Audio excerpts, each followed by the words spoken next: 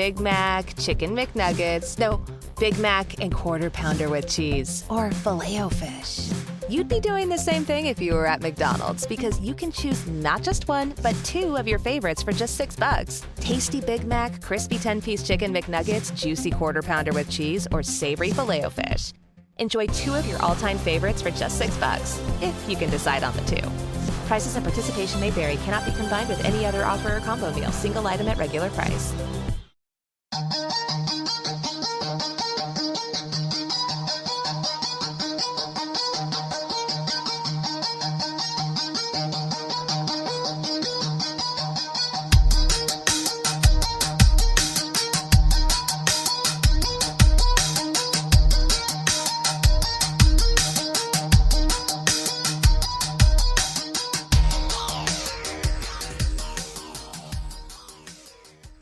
What's up, guys? Rich Butler here. Thank you for downloading episode 3 of Toys and Tech of the Trade, your one-stop shop for toys, talk, and tech with some assembly required. If this is your first time downloading this show, this is an interview series interviewing personalities, content creators, vloggers on the tech that they use to run their businesses, create content, and just make their lives a little easier, as well as the toys that bring a smile to their face. And it's not just action figures or statues or comics, but it could be cars, guns, swords, whatever it is. Toys definitely has a universal description here.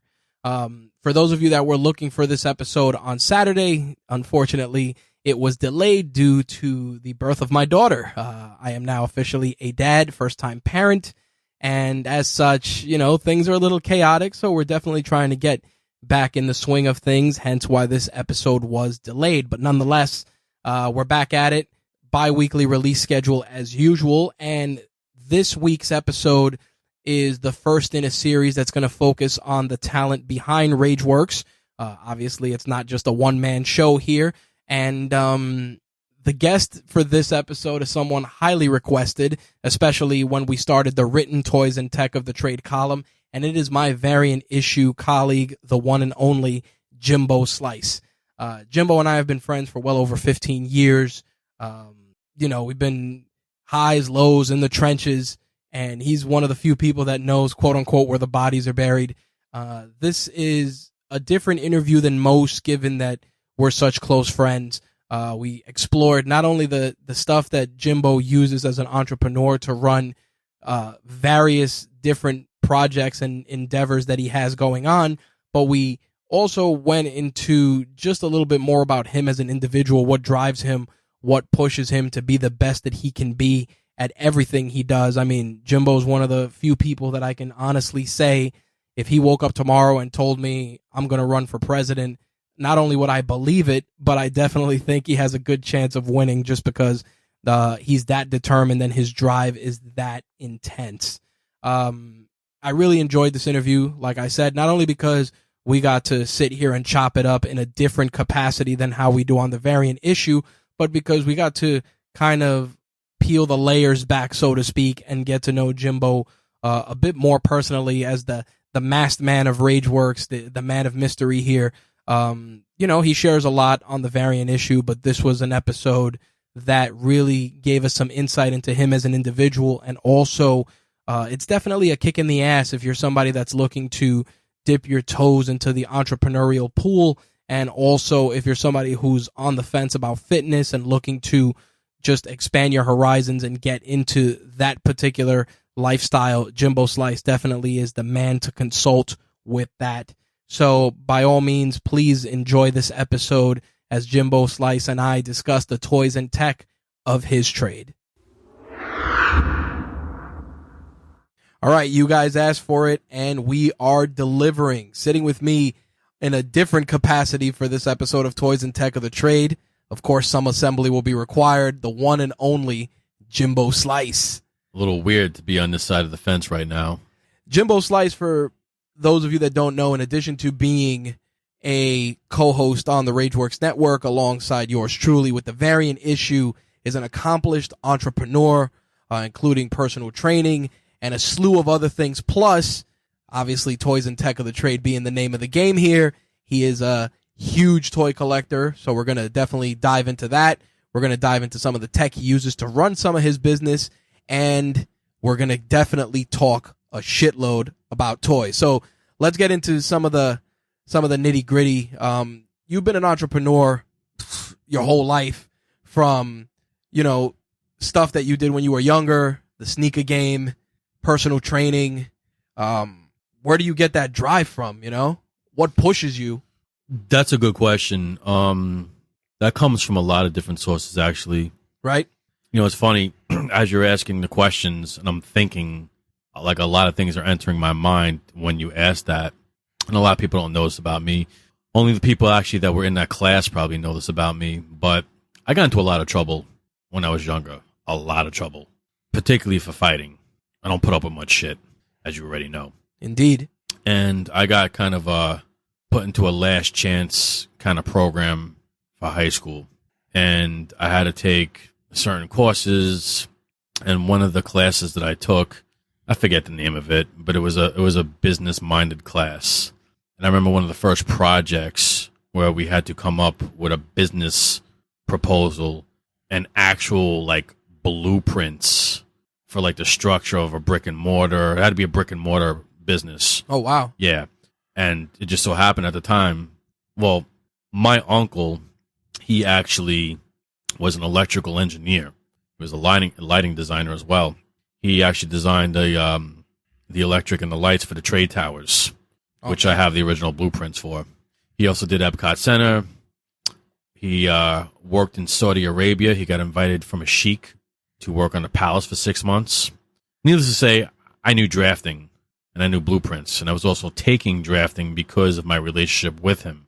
So I constructed a 3-floor brick and mortar gym. This is back in high school.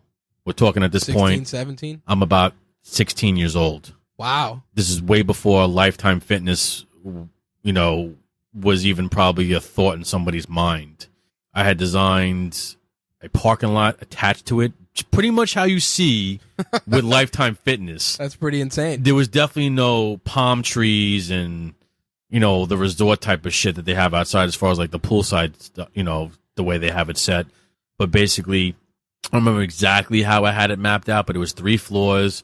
One was like a boxing facility. One was strictly like the free weights and the Norris machines with the cardio. And I forget what the 3rd floor was. I want to say it was where you could pretty much get all your meals and shakes and things of that nature, kind of like a one-stop shop.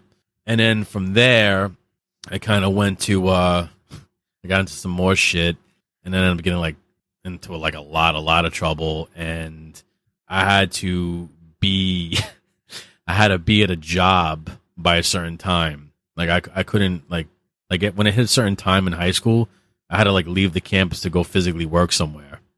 And while I was doing that, I got to a point where I had to make up some more work hours. So I designed a landscaping company that I didn't work for. Nice. Yeah. It was called Twin Palms Landscaping. Oh, jeez. Yeah, I made up the logo, got business cards and everything. And I kind of concocted the whole thing in my mind. It really didn't exist, but to the school it did. So I've always been interested in just owning and running my own business because 9 out of 10 times I don't agree with other people's thoughts. I feel like I don't like to categorize people and put them in compartments, but I have a very analytical mind and I'm very inquisitive, right? A lot of people think that I'm a shady person by nature because if I don't know you, I'm really not going to talk with you, right?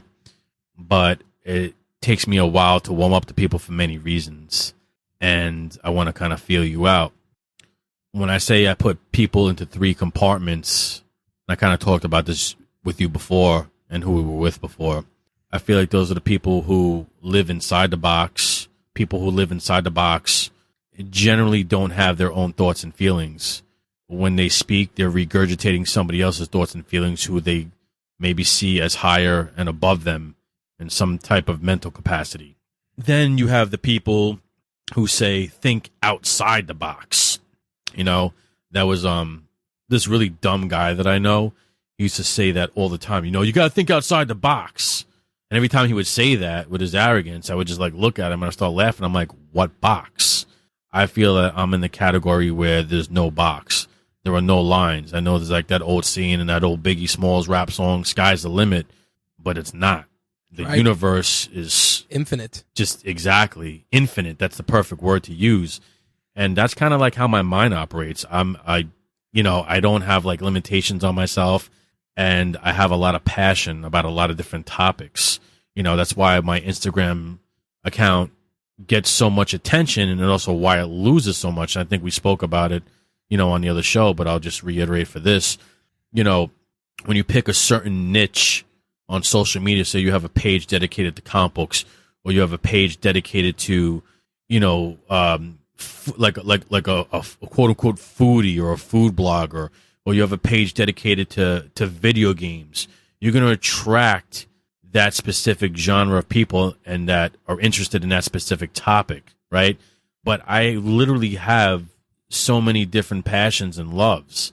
And for me, it just, as far as the entrepreneur side and the analytical side of my brain works, I personally can't get into a business that I don't love and have passion for.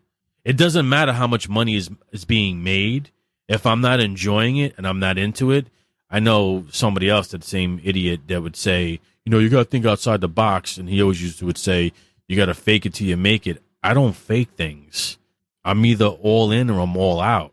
That's just who I am. So the different stuff that I've been into and the ways I've made money over the years, aside from conventional, 9-to-5 jobs that I've held, I'm not a 9-to-5er. I don't think like a 9-to-5er. That's what's been happening a lot lately. I think that's the big motivator for many people. That 9-to-5 mentality, man, is going out the window at a rapid pace. When I say 9-to-5, I don't mean that in a literal sense. No. When I mean 9-to-5 and working for someone else.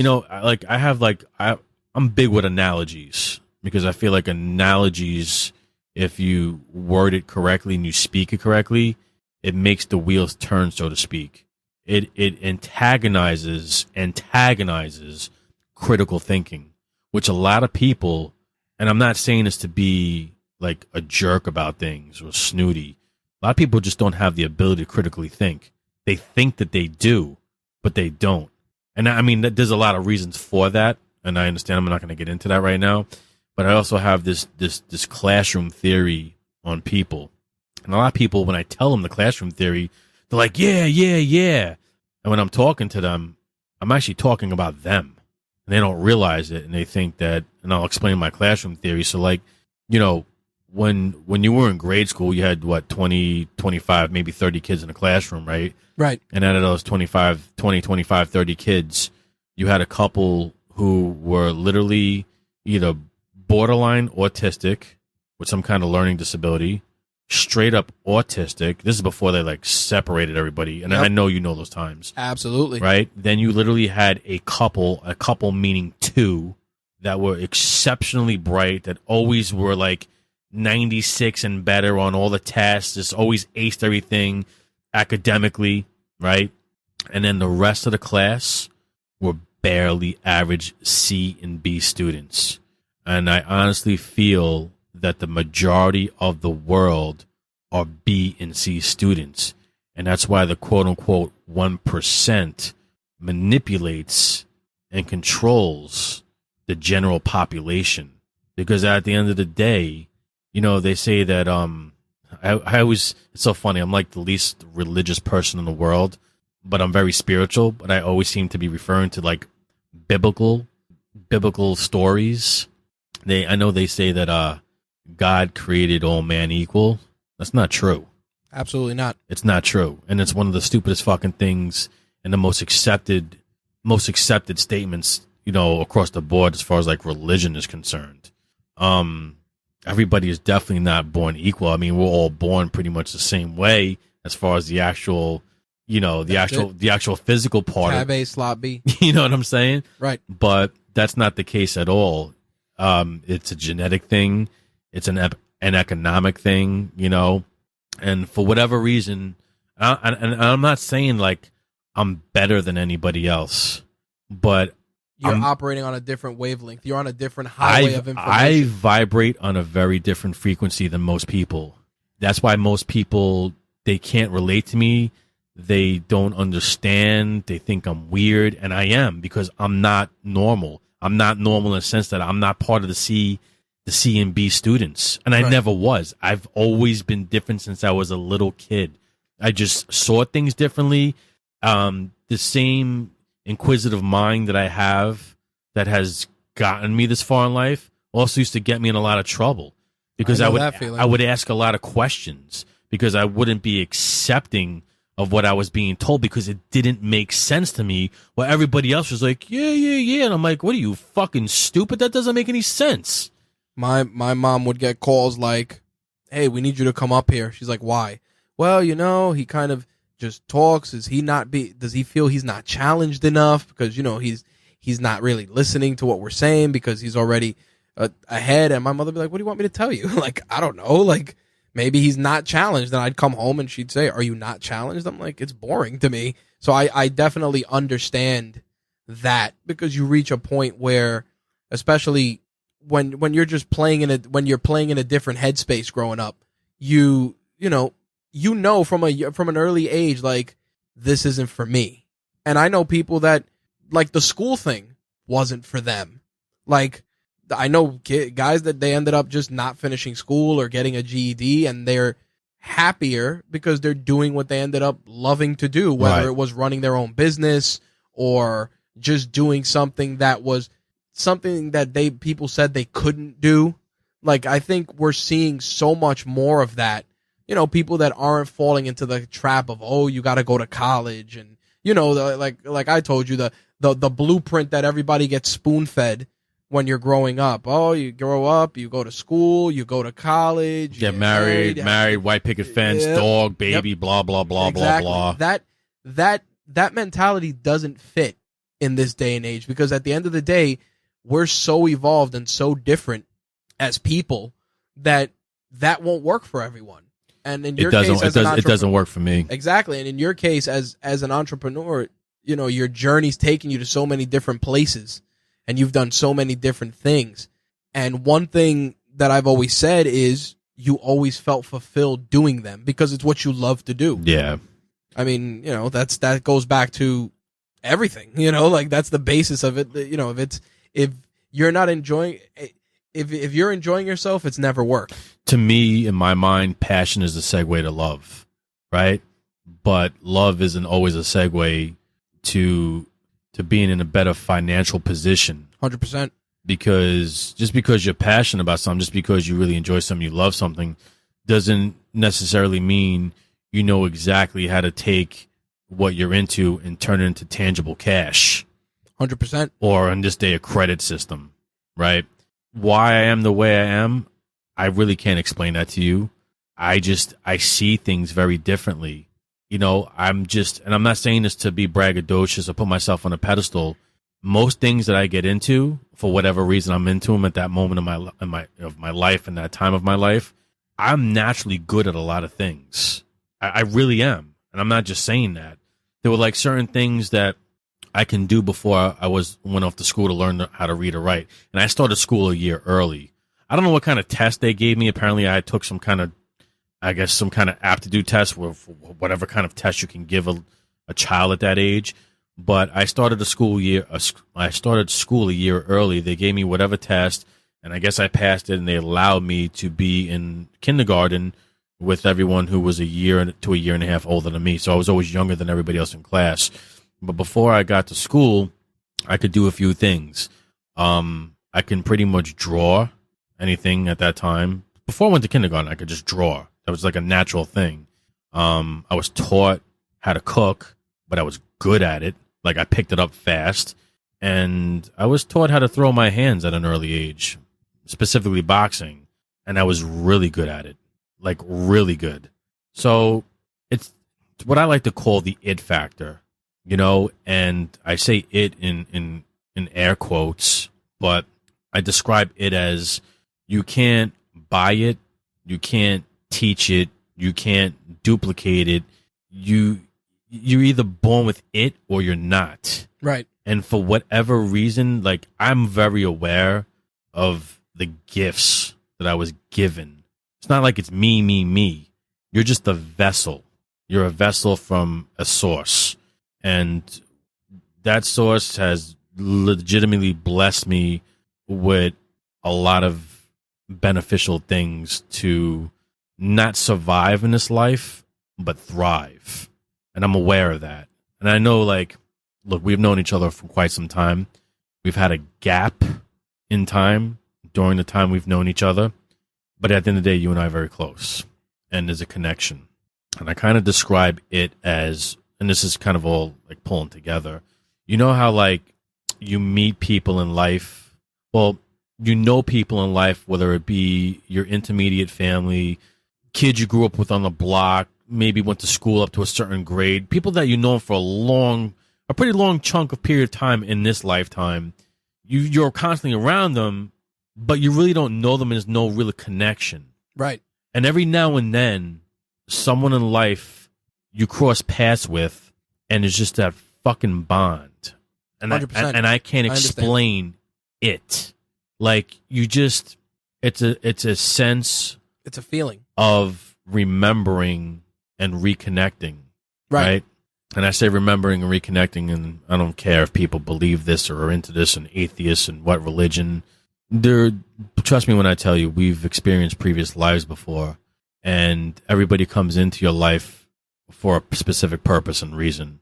Oh, absolutely. And it's all, in the end, for a beneficial reason. There are certain people that I just connect with, and it's that whole it factor. You know, you can't quite put your finger on it, but it's there. You may not have been brought up in the same home together, but when you're around them, you feel like you're home. Right. You know what I'm saying? No, So I get it. that whole it thing is like when I do specific things or I think specific things for as far as a business is concerned, something I'm into, it's because I can feel it, you know, and that sounds really corny. It sounds really corny and like cliche, and this is going to get real corny, but they basically explain that. That's the premise of Star Wars, right? It's the premise of Star Wars. It's the premise of if you're a true martial artist, they talk about chi. That's right. Which is your energy. Yep. And in Star Wars, they call it the Force. That's right. And in the movie Avatar, they called, how did they word it in Avatar? There was a specific wording they used in Avatar, I forget. Oh, man. But they described it in Avatar, how they're connected and one with the planet. Right. But it was more than just a planet. It's a universal source of energy, you know? And for whatever reason, I am able to tap into that frequency with not a whole lot of distractions.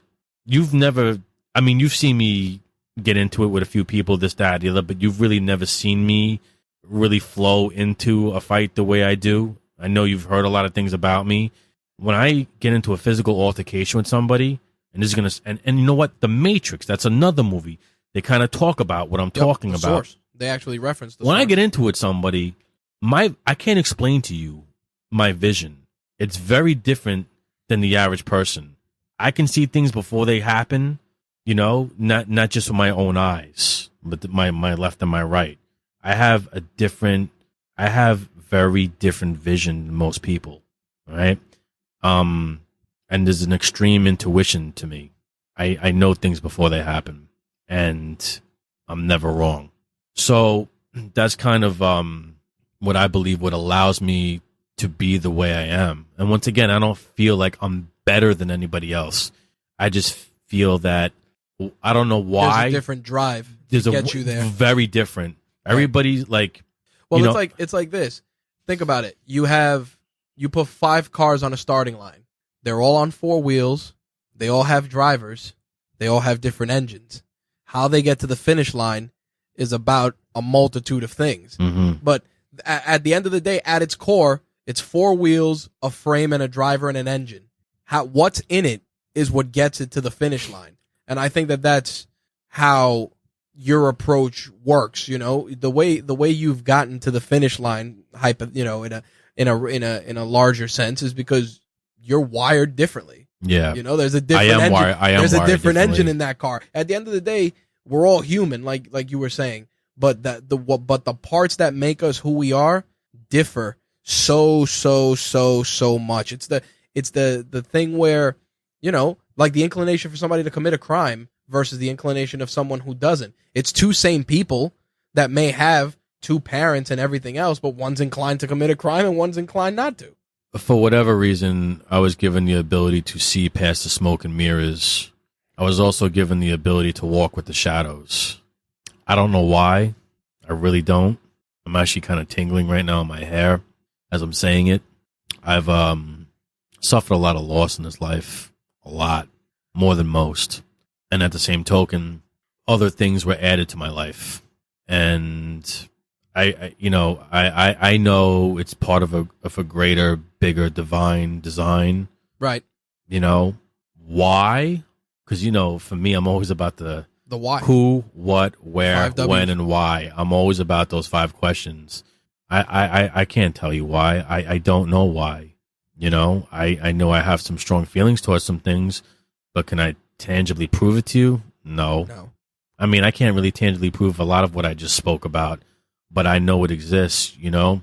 They say, like, you know, one of my favorite movies in the world is City of Angels with Nicolas Cage and, what's her name? Meg Ryan. Meg Ryan. Is it Meg Ryan or is it Melanie Griffin? Meg Ryan. Meg Ryan, I Is believe. it? Melanie Griffin's a little older. Yeah. But yeah, definitely Meg Ryan. You know, there's a scene in that movie. He plays an angel, Right. and he kind of like fell in love with her. So he would appear to her, but no one else could see him other than her. And there's a scene where they're in this really awesome library, and I love libraries. It's a circular library with different levels, and he's trying to explain something to her, but she's one of those people in life that she needs tangible proof of everything. Right. It's got to make sense either on a scientific or a mathematical level, the way her left and right brain, you know, analyze things and break Right. things down. And he tells her to close her eyes, right? And he's trying to explain to her without telling her verbatim that he's an angel. He's trying to explain to her what he is in a way to where, once again, it's sparking critical thinking. And all really critical thinking is you're not using your 5 senses, so to speak.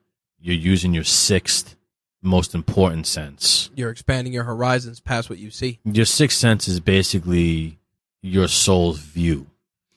And he makes her close her eyes, and she opens up the palm of her hands, and he starts like scratching his finger into the palm.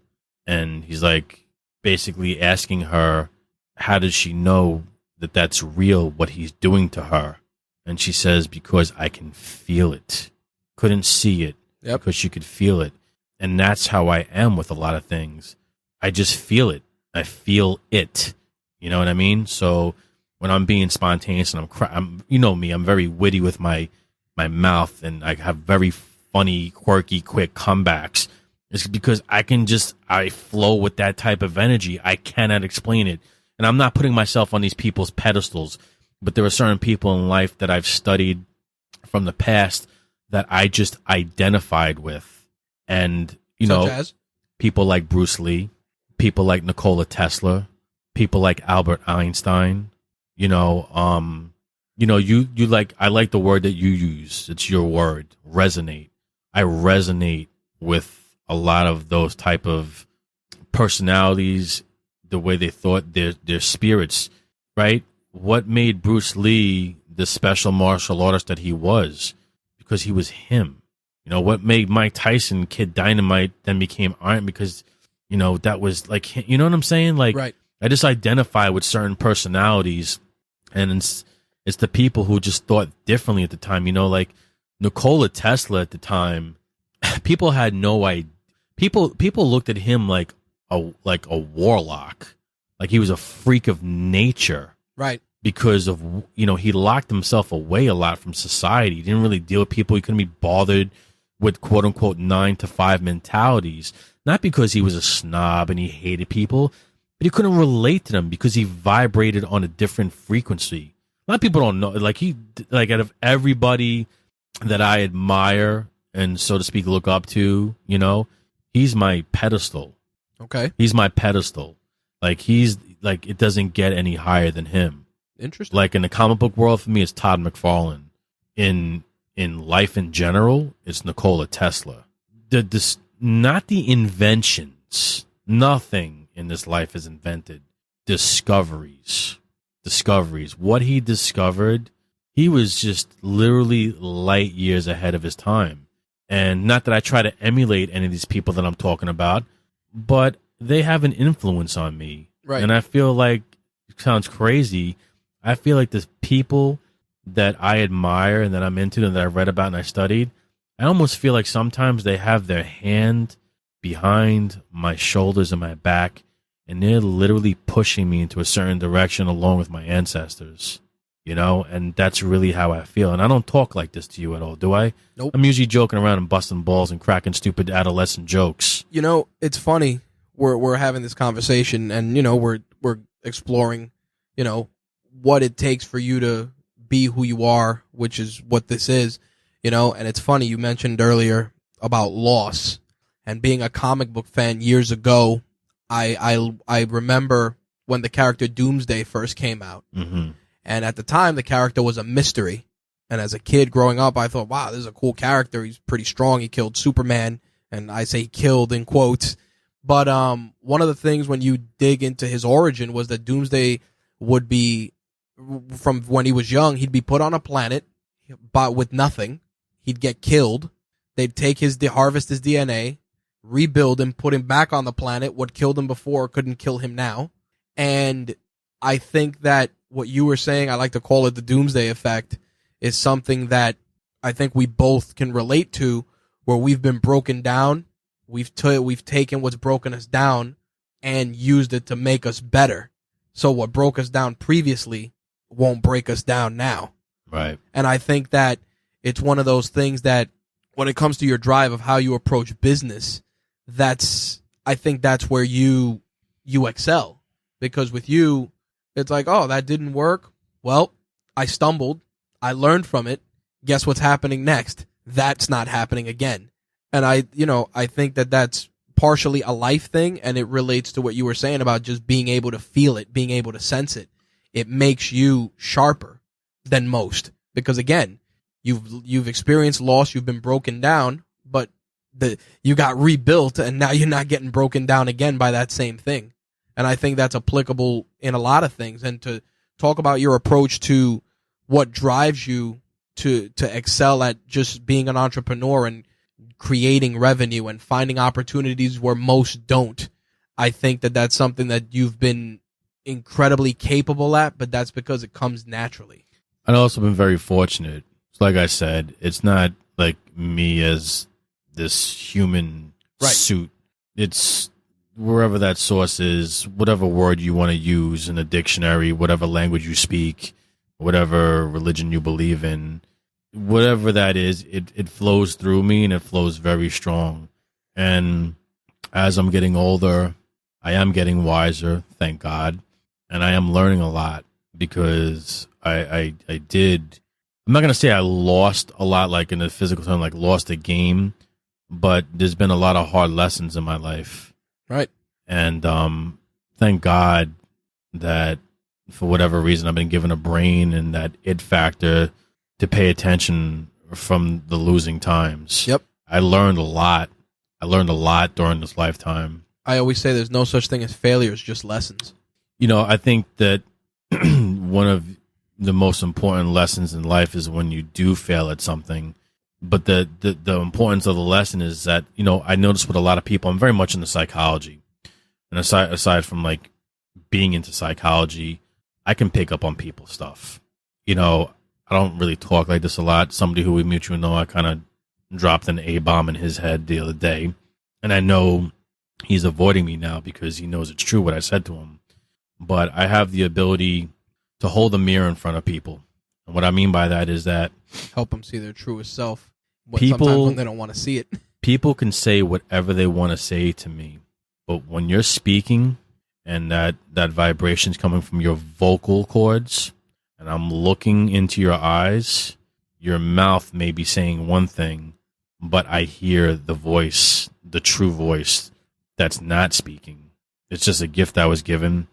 And as I'm getting older and I'm making more positive, conscious decisions, it used to be kind of like on a wide scale, and now it's becoming very laser accurate pinpoint. You know, this sounds crazy. That I'm going to tell this story, but I'm going to tell it. And I don't share this. A couple people know of this story, but I've never told like a lot of people. I was on my way home from work one day, and at the time, I would always take the same route home, blah, blah, blah. And I was driving on a specific road, and I got this vision in my head that I saw kind of like the landscapers weed whacking, and like I can almost see the weed whacker spinning in slow motion, kind of like the Matrix, right? And it hits this pebble / rock, and it smacks me right in my left cheek, right? And as like it's happening almost simultaneously, I'm coming up and I see exactly what I just saw in my head, verbatim, not similar, verbatim. Like deja vu. Yeah, it was really strange. It was like the first time this happened to me. And all of a sudden, I just lowered the driver's window. It was a hot day because I didn't want the window to break. And as I lowered the driver's window, I put up my right hand in front of the left part of my cheek, and that fucking rock goes right into the palm of my hands. There you go. And I still have that rock to this day. It's put away somewhere. But that really kind of freaked me out. And I've had all kinds of weird things that probably people be like, you need to be in a fucking psych ward, yada, yada, yada. I've been very uncomfortable with certain things that have happened to me when I was younger. Uncomfortable meaning scared.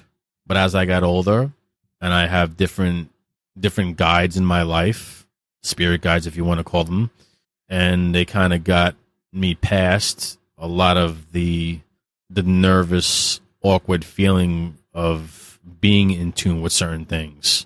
I'm just, how like, people use that term pass away when someone dies. Yep. But you're really not dying. You're just passing away. You're going to another place. That's right. For whatever reason, I'm a bridge to that other place. I don't talk about it. It's personal. Right. Talking about it now because I feel like it's just, I can in this moment. There's a good chance that you may never hear this type of talk from me ever again for as long as we're friends. Right. But right now I'm just kind of feeling that it thing going on. So that's really to come full circle, like why I'm into certain things. And it's just that I'm feeling it, man. It's just, that's what it flows with me. And like I said, I'm not faking it. It's like that old stupid saying from one of my favorite movies, Boiler Room, act as if. I don't act, man. There's no ifs about me. The problem with that, and even act as if, fake it till you make it, all of that stuff. The problem with that is that sometimes, and I fall victim to this just running a business. It's, you say to yourself, if I think it and I put it out there, it'll be like this. And yeah, that's great. But sometimes that reality sets in and it doesn't happen. So, the guy that has $100 bill wrapped around a bunch of ones, it's like at the end of the day, once that $100 is spent, you just stuck with a bunch of ones. Yeah, the knot looks awesome, but at the end of the day, that knot is $50. Yeah, it's presentation. It's presentation. And I think that in respect to that, as someone who's trying to run their own business, I think that's a gift and a curse. Like, yeah, you got to bring a little style and a little flash to your business because it's your business. You want to be the best representation of your business as possible. But I also feel that you have to be self-aware. And that's, I think, a problem with just trying to run your own business. Too many people come into running their own business wanting to get rich overnight. It's not a sprint. It's a marathon. It takes time. And I think too many people run into this stuff with that. That's how I see it. I think with you and how you approach business in general, there's methodical. It's patience, it's time. You don't rush into nothing. I can't. You don't rush into shit. When you rush things, you slop things, and I don't slop things. I'm not 100% type of person. Yep. I'm a 1,000,000,000% type of person. Not 110, not a 150. I'm a 1 trillion type of person. You know, and I'm going to use boxing as an example. That's one of my loves. That's one of my passions. It's something I've been into from as long as I can remember. I get in a lot of trouble in the sport because I open my mouth about things that people say you shouldn't talk about. Well, I'll talk about whatever the fuck I want, whenever I want, however I want. And if you don't fucking like it, well, you know what we can do. That's it. You know what I'm saying? So I never understood why specific people puppeteered and manipulated behind the scenes for a specific outcome to come to fruition, you know, from a specific fight, right? And I understand, and that's the thing for me. Like, a lot of people can't understand. They can only stand from they can understand only if they're like from the boxer, if they're a fighter. They can only stand from the fighting perspective, and then you have like the perspective of like the corner. So most fighters, and I'm not trying to be disrespectful to fighters, but most fighters I know are not very intelligent people as far as like academically, you know, academics is concerned, and financial, you know, all the things that come with the financial status of being a fighter. So they have to have a specific corner, hopefully a group of people that have their better interests, you know, that are really there for them to make sure that they have every opportunity they can have and not squander their money away in the process, right? Absolutely. And then you have the other perspective of the promoters, right? And you have all these players in this game, right? And then when it comes down to like what they call, quote unquote, these super fights, and they're really called super fights because when the athletes are fighting at that level, it's something so unique and so special.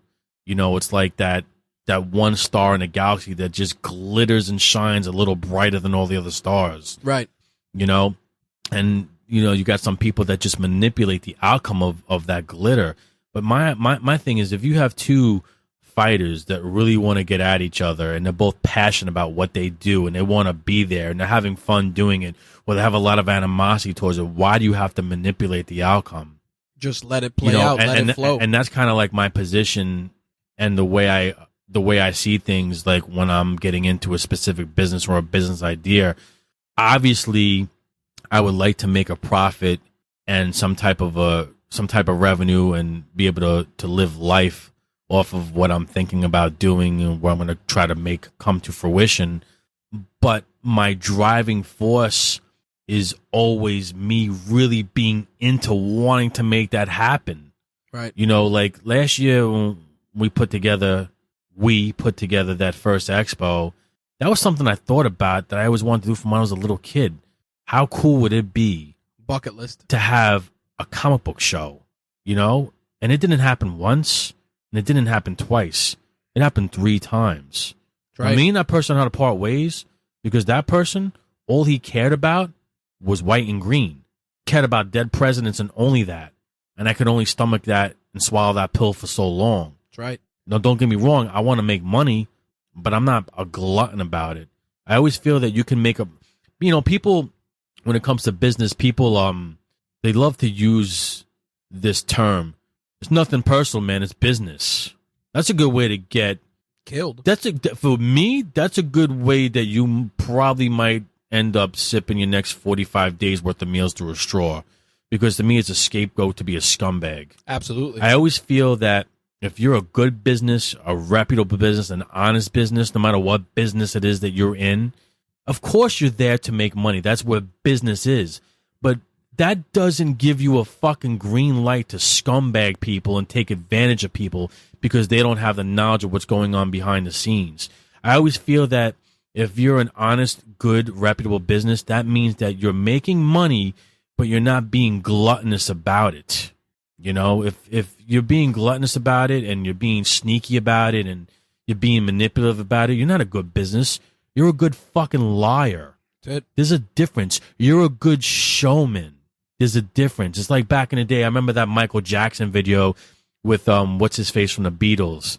Say, say, say, don't you know? Oh, okay. I forget the name of the record, but in the video, they're peddling like snakeskin oil.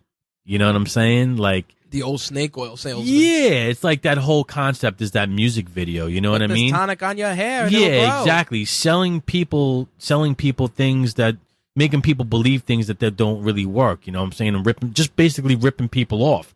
And I'm a great believer. Like, if you love what you do and you put your heart and soul into it and your passion, you're gonna make money. Absolutely. So, like, for me, like, even though I want to make money, and it's definitely part of the driving force, but the battery that drives the engine is my love and my passion for something. And I feel like if you love and you're passionate about something, and you have the ability and the brain power to figure out what to do with that, the money's going to come naturally. It's like a magnetic effect. Like, you're just going to attract it, and I think that's why. And again, I'm not putting myself on a pedestal, but that's why I feel a lot of people are attracted to my personality. And that's also why a lot of people are repulsed by my personality. I feel that the people that are repulsed by my personality, my spirit enrages their demons. And they're not good people. And the people who are good and see me for who I really am, they're happy to be around me because they learn a lot, right? I give a lot. And I care a lot. You know what I mean? I'm a firm believer, iron sharpens iron. That's the way it always is. And I think that if you go through life either surrounded by yes men or people that won't challenge your way of thinking or won't force you to be a better you, then you're never going to get ahead.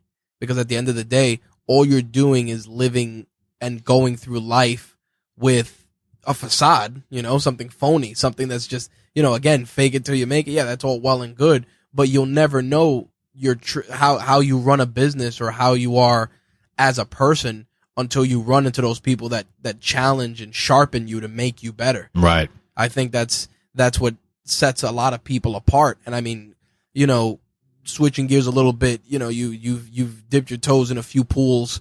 I want to kind of talk about, your work in the fitness industry because, to one of the toys and tech is more than just the tangible stuff that everybody uses. But in case of the fitness industry, especially in your case, the tech that's involved isn't just weights and machines, but it's nutrition, but it's nutrition also.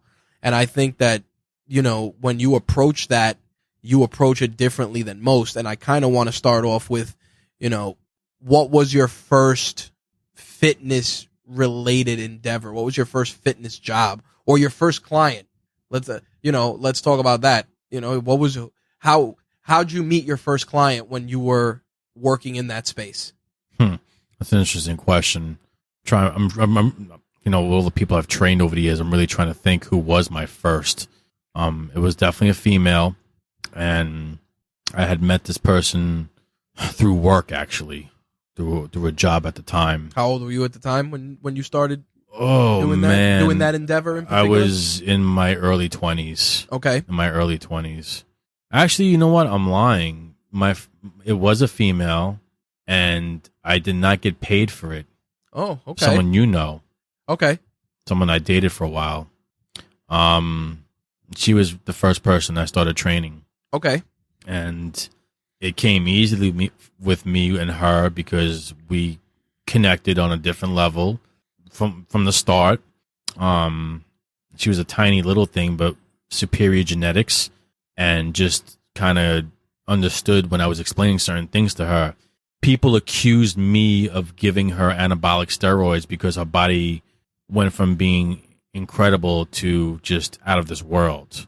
She just had amazing genetics, and I just kind of have a knack for knowing exactly what to have specific people do and eat for a multitude of reasons. What's your thought process when you approach a client? Let's say a client walks in, you've never met them. I don't approach clients, they approach me. Right, well, that's what I mean. They come to you, hey, I want to train. You've never worked with them. You go, all right, I'm gonna train you. What's your approach in terms of getting them set up? How do you approach it from an equipment side? How do you approach it from a nutrition First, side? I start asking questions. Okay. I ask questions. If they come to me and they say, listen, I really want to get in better shape. I want to start trying to live a more healthy lifestyle. I need to go on a diet. Right off the bat, I already know there's a problem. diets don't exist. Right off the bat, I already know I'm going to have a problem with this person because of the way they're walking into the situation and the way they're perceiving the situation. Okay. So for me as a personal trainer, a lot of personal trainers, they'll take a test, they'll study, for the exam, and they get their license. And I kind of look at it like driving a car. There's a lot of people in the world who have driver's license but don't know how to fucking drive. And they don't understand things. They were smart enough to pass a test, but to practically apply what you should be learning doesn't happen so much for a lot of personal trainers. Okay. You're either going to pay for the half-hour package or the hour package. Once again, I don't operate like that. And you're not going to get the nutritional benefits from most personal trainers. I know that everybody, just like in that classroom, you had the B and C students, you had the above average students and the below average students. Everybody learns at different paces. Absolutely. Some guys may, just because they love doing chest so much, so they pick up on doing chest really easily, but they struggle with like a squat. I'm just giving examples. Right. I don't do the half hour or the hour. I do however much time it takes for that specific session for whatever we're doing that day. And I tell them and I really influence them in the way I speak to them with certain words. I remove certain vocabulary out of their mouths. And when you remove certain words out of people's mouths, you're taking it out of their heads, Such as an example? Like the word diet. Okay. The diet doesn't exist when you train with me. Okay. You're changing your way of life. Makes sense. Because a diet is it's not a permanent thing. It's for a specific time frame. It ends and it begins. Begins and it ends. When you change your way of life, you're making permanent advancements with yourself. Right. Permanent advancements. I can agree with that. And when you train with me, I don't just sit there and, all right, you're going to do 3 sets of this. You're only going to do this amount of reps. Once again, what I'm trying to do is really, I'm projecting whatever's inside of me through me into you, and everybody's different. A personal trainer should be just that. You get really personal with that person. It takes me a good 3 to 4 weeks to really start building that deep connecting relationship.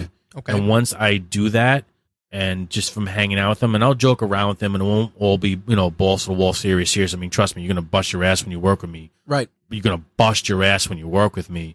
But I'm also getting to learn you as a person, and that helps me develop specific nutritional regimens for that person. And I know what they're good at and what they're not good at and what they need to be improving on. And so as long as they're being honest and open with me, I can really help them. It's not like, I know a lot of times people felt like me in the past were like, oh, I don't want to get in trouble, but it's not about getting in trouble. You got to stay honest, because at the end of the day, how you look is my finished product. I don't want you paying me X amount of dollars, and telling your friend, oh yeah, I'm working with him, blah, blah, blah, blah, blah. Cause my name's around. Right. I'm working with him. Oh, really? You don't look like you're working with him. Like, I don't ever want to hear that. Absolutely. So if the person comes to me, and trust me, like, I'm a motivating person, but if you're not motivating yourself, I don't want to work with you. Makes sense. It's my job to teach you, to train you. And if you pay attention with the way I am, and I am methodical, in 3 to 4 months, you should be on your own. I have given you enough tools and equipment to pretty much do what you need to do for yourself. I didn't just make the food for you. I taught you how to cook it. And hopefully you're generous enough to refer me to somebody else, and that's how the cycle continues. And that's how it's always been for me. That's how I've always worked it. Nice. I never approach somebody like trying to pitch someone like, oh, you need to work with me. People come to me. But I've also been around for a very long time. There's rarely a situation where I walk into a gym anywhere in New York and somebody doesn't know me, whether it be through actual bodybuilding, the gym scene itself, boxing, Brazilian jiu-jitsu, some form of martial arts, because I've done a lot of things in my life. I've done a lot of things in my short 40 years here. Dabbling in a little of everything. Yes, a lot more than dabbling. But I'm known. I'm the guy that's always a part of something, but my face isn't on the camera. I don't want the spotlight on me. Right. You know what I'm saying? I kind of in the shadows. I kind of yeah, exactly. And I kind of enjoy being there, and because I feel like once you start getting that type of attention, it can be very distracting. Well, to go into that a little bit further, so you're training. What are three tools that you personally like to use when training clients? Do you feel barbell, dumbbell? What are your which machine? Like, it depends on the person. Okay. It's never a set standard. Okay. That's why it's called personal training. What do you prefer? Do you have a preference? For myself or for others? For yourself, more so. It depends on what I'm training. Oh, okay. A lot of my training's instinctual. At this point, it's very instinctual. Like it used to be back in the day when I was younger and I was getting into it. I would have legitimately written down on index cards exactly what my routine was going to be. That's what I was going to ask you. Did you chronicle it? Let's just say it was a Monday, International Chest Day, International Dumbbell Day, actually. So the dumbbells are doing chest, right? So let's say it was a Monday back in the day when I was like 15, 16. All right, I'm going to do 3 sets of bench. I'm going to do 3 sets of incline dumbbell. I'm going to do 3 sets of dips, and I'm going to finish off with either a cable crossover or a pec deck, right? Like that was like I'm just giving like an example, like the standard, Monday chest routine. Right. It's not like that anymore, man. Like, because I've really evolved, and I kind of, once again, it's going to sound extremely, extremely corny. You know how, like, in Star Wars, I'm sorry I keep referring to this, I just can't help it. No, it's a good reference But point. how when Obi-Wan Kenobi takes Luke in, and he's giving him all these drills with the lightsaber at first, right? And with the floating ball. That floating ball with the lasers, and Luke's trying to block and deflect all these stinging lasers that are coming at him, and he's having a hard time because what is he using only? His 2 eyes. Yep. What does Obi-Wan do to him? He blindfolds him, right? Or he puts that helmet on him where he can't see. That's right. And what does he say? Use the Force, Luke, right? Sounds corny. Right. But Luke eventually learned how to flow with that energy. And that's what I do once again with people, right? And I can't explain it. That it factor, I just know what to do. I always know what to do for that person. Okay. I need 3 or 4 weeks because we're not going to spend 5 hours there, but for the time that we spend for the, 2, 3, 4, maybe hopefully 5 times a week that we spend together, I get close with you. Not because I'm trying to be your best friend, but I'm picking to help up them reach a goal. I'm trying, but I'm getting to know them. I'm getting to know their spirit. And when I make that connection, and a lot of personal trainers won't understand that. They're just that textbook mentality. Right. I just pick up on other things. I just got that feeling in me. I got that thing in my head. I got that thing in my heart. I got that thing in my throat. I just know what to say. I know what I'm feeling, and I know what I'm thinking to bring out the best in that person in that specific moment. Iron sharpening iron. I can't explain it, man. It's like I said, I don't have a specific preference. It depends on the person. It depends on the situation. It depends on what type of training we're doing in that moment. Well, you were talking about now, training on instinct. With that said, I mean, obviously, gone are the days of index cards to track workouts now. Right. So, which I still use index cards, though. Okay. I do. I use index cards for my nutritional regimen for people. Okay. It's just easy. It reminds me of flashcards from when I was in grade school. Flashcards always help me remember things. Okay. And I feel like it's really easy. A lot of people get very confused because they're not educated when it comes to nutrition. So when I give them an index card that says fats, and I list off all the healthy fats that they can incorporate in their plan, and I make a card that says protein, and all the proteins that they should be using for themselves in their plan, and the kind of carbohydrates. And then, I make cards that actually have the actual meal plans of X amount of protein, X amount of carbs, and I'm pulling, and it just helps. It just makes it easier. It's kind of like that game Memory. Yep. And it just, when you're not educated on something, and if you're not passionately into it, it's like handing somebody, they get confused. And I feel like the cards just make it easier for people, and it's easy to carry around. And it's cool to have something tangible these days instead of looking in your stupid ass fucking phone for everything, It makes it a more personalized experience. Well, but before we switch gears, I wanted to ask this because everybody always has a different opinion on this. What's one myth that you feel should be, put to sleep, so to speak, when it comes to training and nutrition? What's a constant? What's a myth that you hear and you're just like, oh, really? You really think that? I hate this. This is a real big one for me. When they say you can only train one body part a week, or you can train a body part twice a week, right? That's like a big one. Those are two big ones. The fact of the matter is, everybody's different. Some people can literally physically only really train one body part once a week. Can't do chest twice a week. They could only do it once a week. Some people can train chest or legs or back or whatever body part twice a week. Some can even do it 3. It depends on you. I'm glad you said that, because a good example, whenever people talk about this, I always say, you've seen Cirque du Soleil, right? Mm-hmm. Or you see the guys that do like the human, not the acrobats, but the people that do like, they do the slow poses and hold people, and you see these individuals, they're super jacked, freaks of nature, super ripped. And think about it, these people are doing, they're not even super jacked, they're super ripped. Well, they look like gymnasts. Yeah, but the guys that are like holding someone up for like, a minute more, sometimes more, right? And you see them, they're working on this consistently. To your point, it's like it depends on the person. Or you look at a guy like Michael Phelps. Michael Phelps is swimming at least every day or every other day. Nobody's saying, hey, you swam once this week, don't swim the rest of the week, because again, that's that particular person. That doesn't mean that I can go and swim every week. I always kind of use, like I said, I like to use analogies. Yep.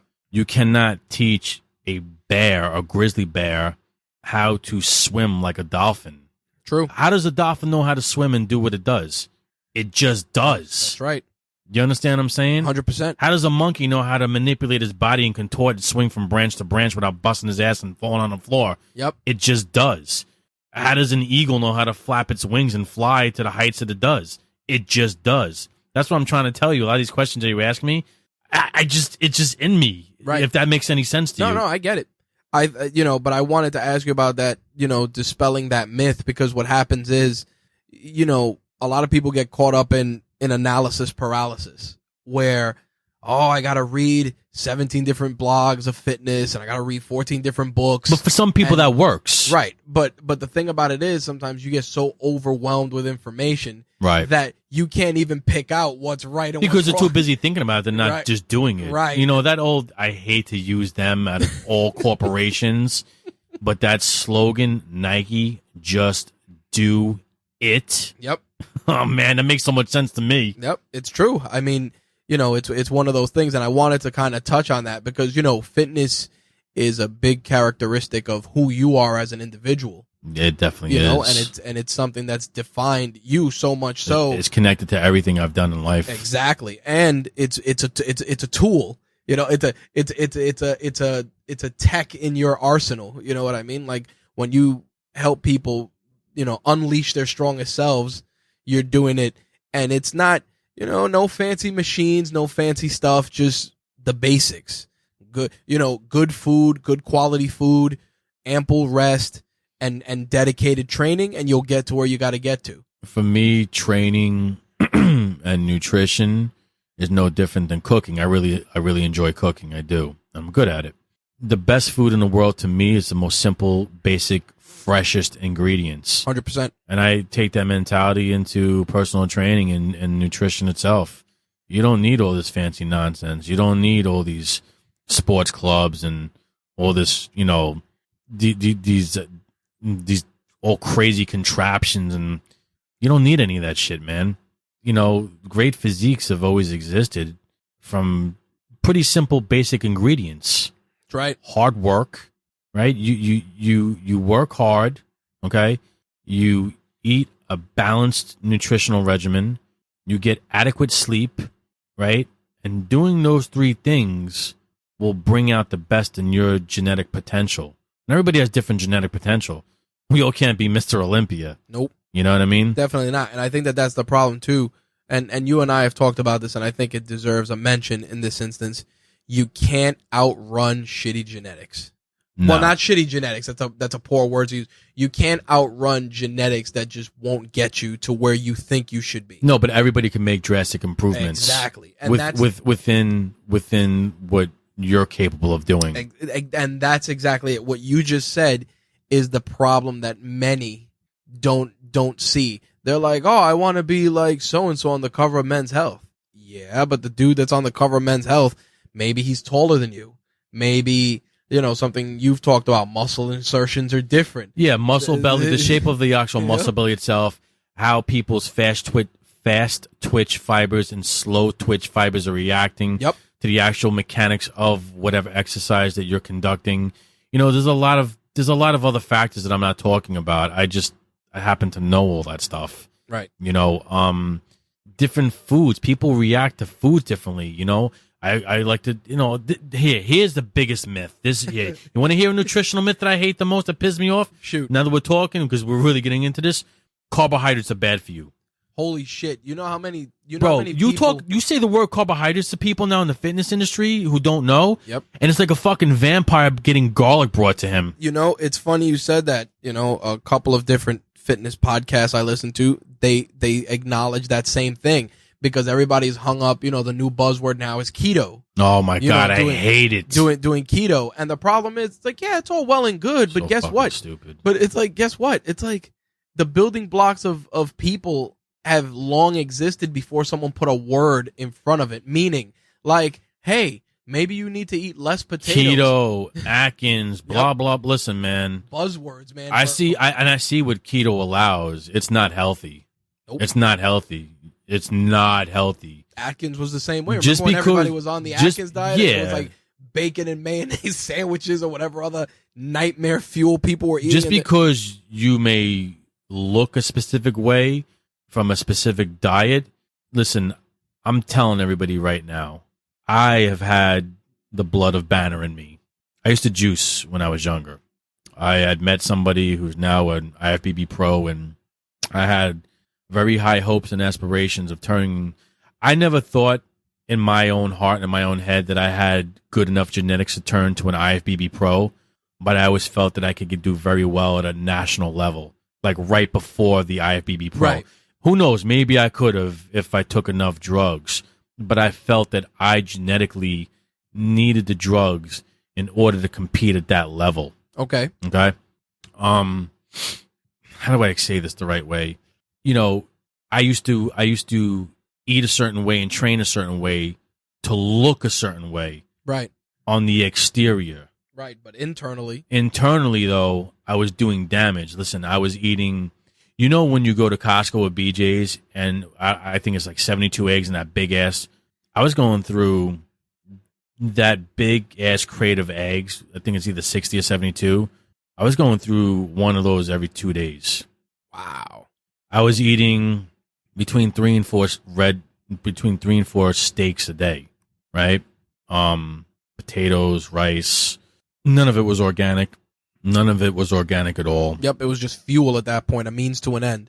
I looked crazy, I just body parts about me that are very dominating, and I had a freakish look to me. My shoulders are, they exploded when I was doing all this and yada, yada, yada. But inside, I was doing internal damage. In the hip hop scene, I used to do security for certain people, certain famous rappers, and they used to call me D-Ball. And I got that nickname because, you know what? I took a lot of them. They were called pinkies, and they were pills. And let's just say, for argument's sake, you're supposed to take maybe 5 in the course of a day. I was taking 5 like every couple of hours. Wow, that's pretty intense. Yeah, and I'm not one of those people, like, if you came up to me and you asked me, like, if I was taking stuff, I wasn't like the rest of these fucking bitches where they're like, oh, I'm not taking nothing. Like, I told you exactly what I was taking and how I was taking it. My first real stack, I was taking over 1,000 milligrams of different testosterone in one day. Holy cow. I have it all written down. I was taking Decadorblin in one stack with Sustanon, with Primobolan, and I forget what the fourth one was. It was a 4 stack. And I was shooting over 1,000 milligrams of this shit every other day. And the combination of that stack, just to educate those who may not be familiar, because each one of those is applied differently.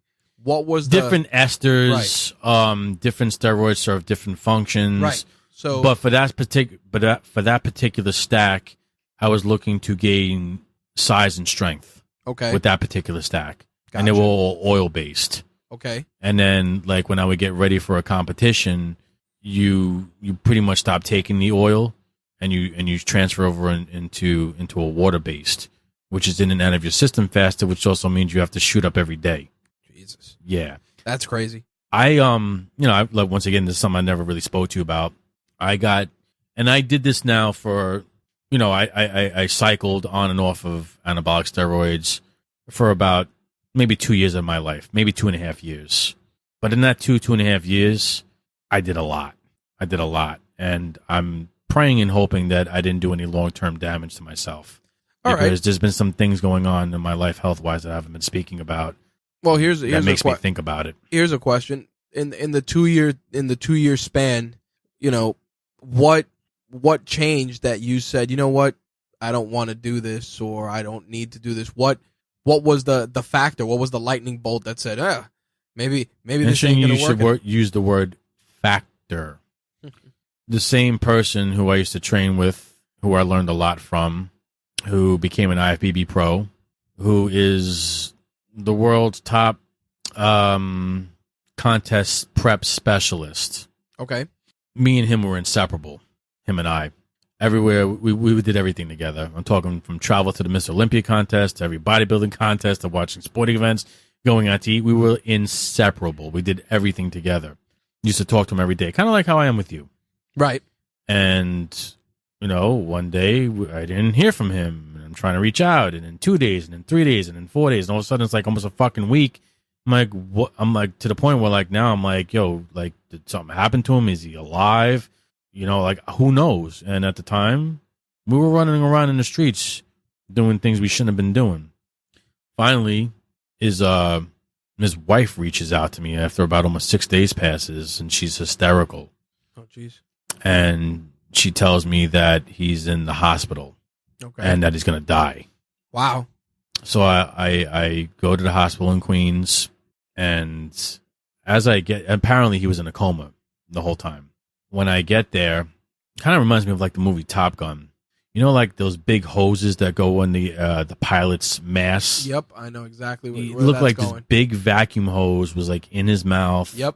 They had him strapped down, like almost like chained down to the sides of the beds. Right. Because he was violently ripping out all the equipment and tubing that was inserted into him. Jeez.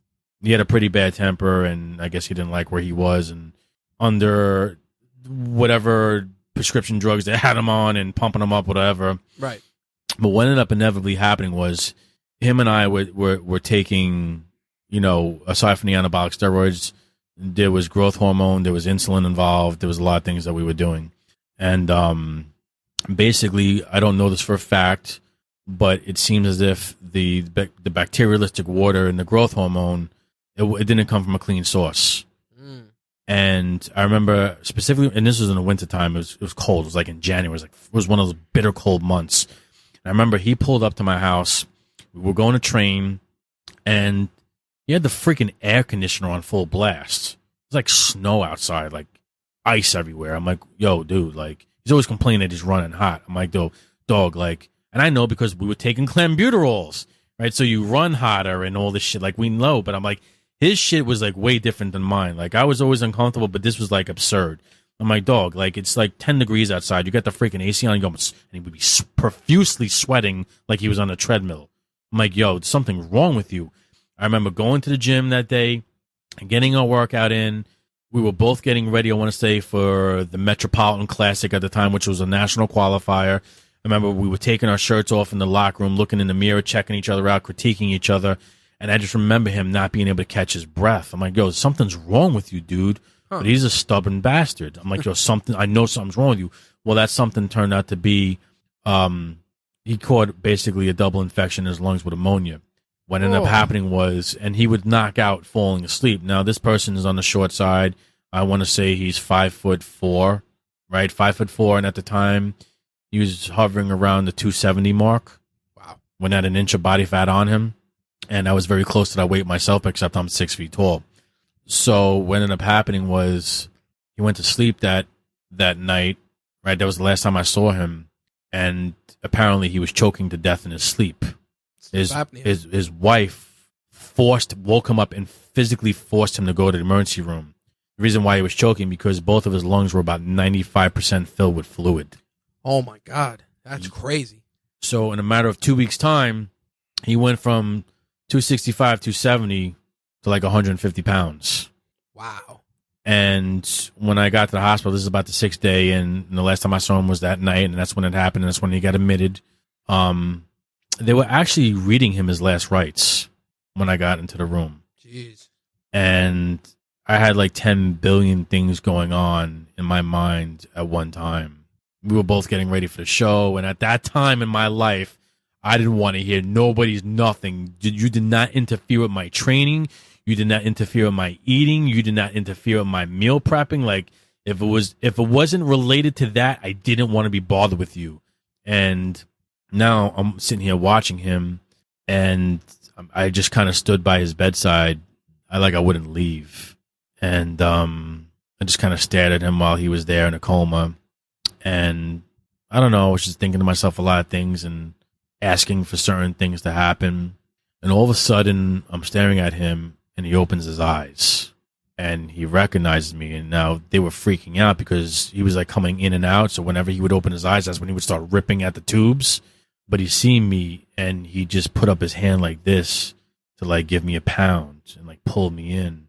And he couldn't physically speak, but we were kind of like communicating with each other. And the fucking so fucked up. What he was trying to say to me was, because him and I were both huge Tampa Bay Buccaneer fans at the time. It was a Sunday when I saw him. He asked me if the Bucs won that day. That's what the fuck he asked me. And he's dying on his deathbed. Jeez. You know? And I said, yeah, man, they won. And I was the first person that he saw when he woke up permanently. And he was so weak that when he was trying to talk to me, we would give him a pen and piece of paper, and I would somewhat be able to make out what he was trying to say to me, you know? But between that and when my mother died, my mother passed away, again, my mom, she was in a coma, and she was in a coma for a while. It had been a couple of days, and I wouldn't leave her bedside. I was just kind of stuck in my work clothes at the time. At the time I wore, dress clothes to work, suit and tie, and I was just kind of sleeping in the chair next to her. And she woke up when I was there, and she played me for a fool. She started talking to me like I'm talking to you right now, just regular. You wouldn't even think she was sick or dying, joking around, laughing at all my stupid-ass jokes. And she told me, she said, I know what you're doing. I'm not blind. I want you to stop doing what you're doing, meaning the steroid use. Right. I didn't want to hear that shit at the time. Of course. So I just yes to the death, whatever. And I kind of have a vision in my head before she went back into the hospital that last time. I was in my bedroom, and I had the syringe in my shoulder, injecting myself. And at the time, my mother was really, really sick, and she had a vasectomy. Her lungs were collapsed. The fluid kept coming out, so she had this pump attached to her. Oh, yeah. I know that one all too well. She starts knocking on my bedroom doors to say goodnight to me and that she loved me. And I started screaming at her not to come in the fucking room. My doors were locked, but she was like shaking, like the door handle. Right. I'm like, leave me the fuck alone. I'm busy in here. And I kind of like freaked out because the needle was in my fucking shoulder. Oh my and at God. the time, my body was literally like concrete. So it wasn't easy to push the needle through the muscle and the skin. Ooh. I had to go down to like a 25 gauge needle, which is super thick, to actually push it through the skin. Oh my God. And there was so much oil in the syringe. And at the time, you think I'm wide now. Like, you should have seen me when I was on shit. I was super wide. So picture your arm being stretched all the way over the top portion of your shoulder. And there's so much thick oil in the syringe that when you're pushing down your thumb, I'm almost cutting into my fingers because the oil won't go through the fucking syringe. Oh my God. It's very painful. That's my body was like granite. So I'm freaking out. And I thought she was going to almost knock the door open, but she just wanted to say goodnight, you know? And I pulled the fucking syringe out, and blood, like Mount Vesuvius, just started shooting at me like a geyser. And she's going, "What are you doing in there? Why don't you say goodnight?" And I'm fucking bleeding like a fucking sprinkler head on a fucking Sunday morning. Oh my God. Shit shooting all over my mirrors, all over my fucking rug, and I'm fucking having a heart attack. I'm like, and I started yelling at my mom and cursing at her to get the fuck away from me.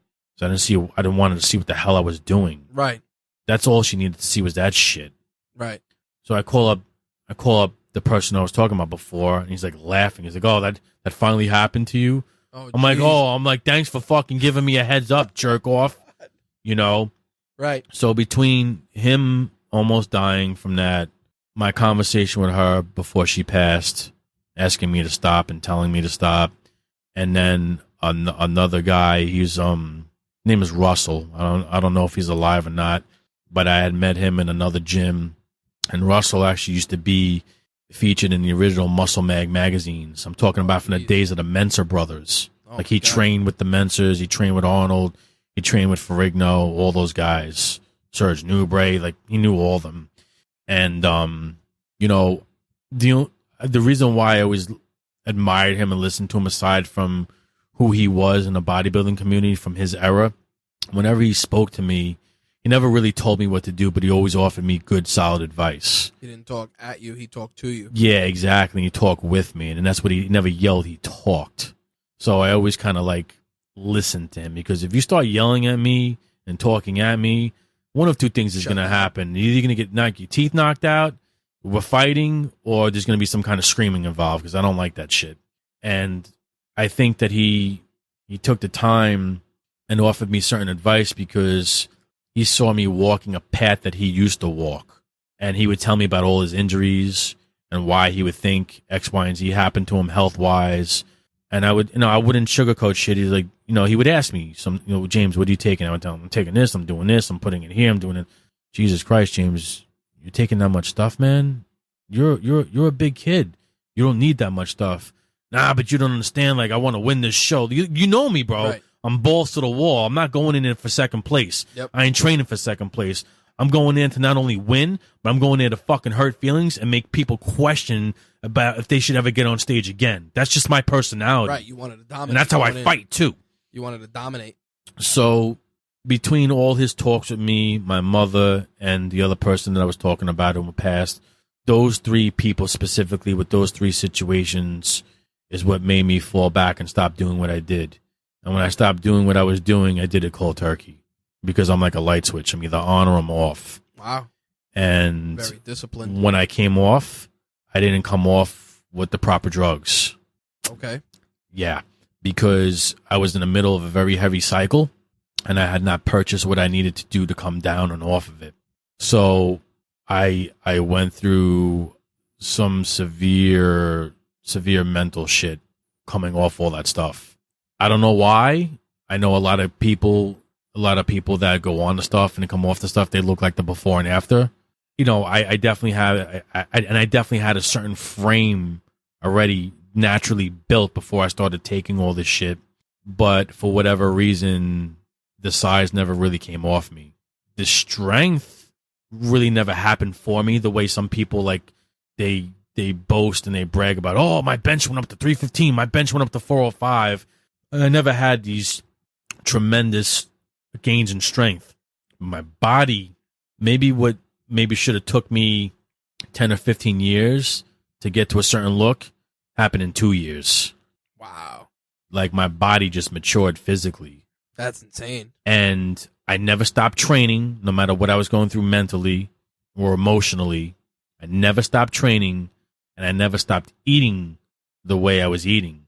So the gains stuck even after that. They stayed for me, but I knew people that still trained and still ate, but the gains went away.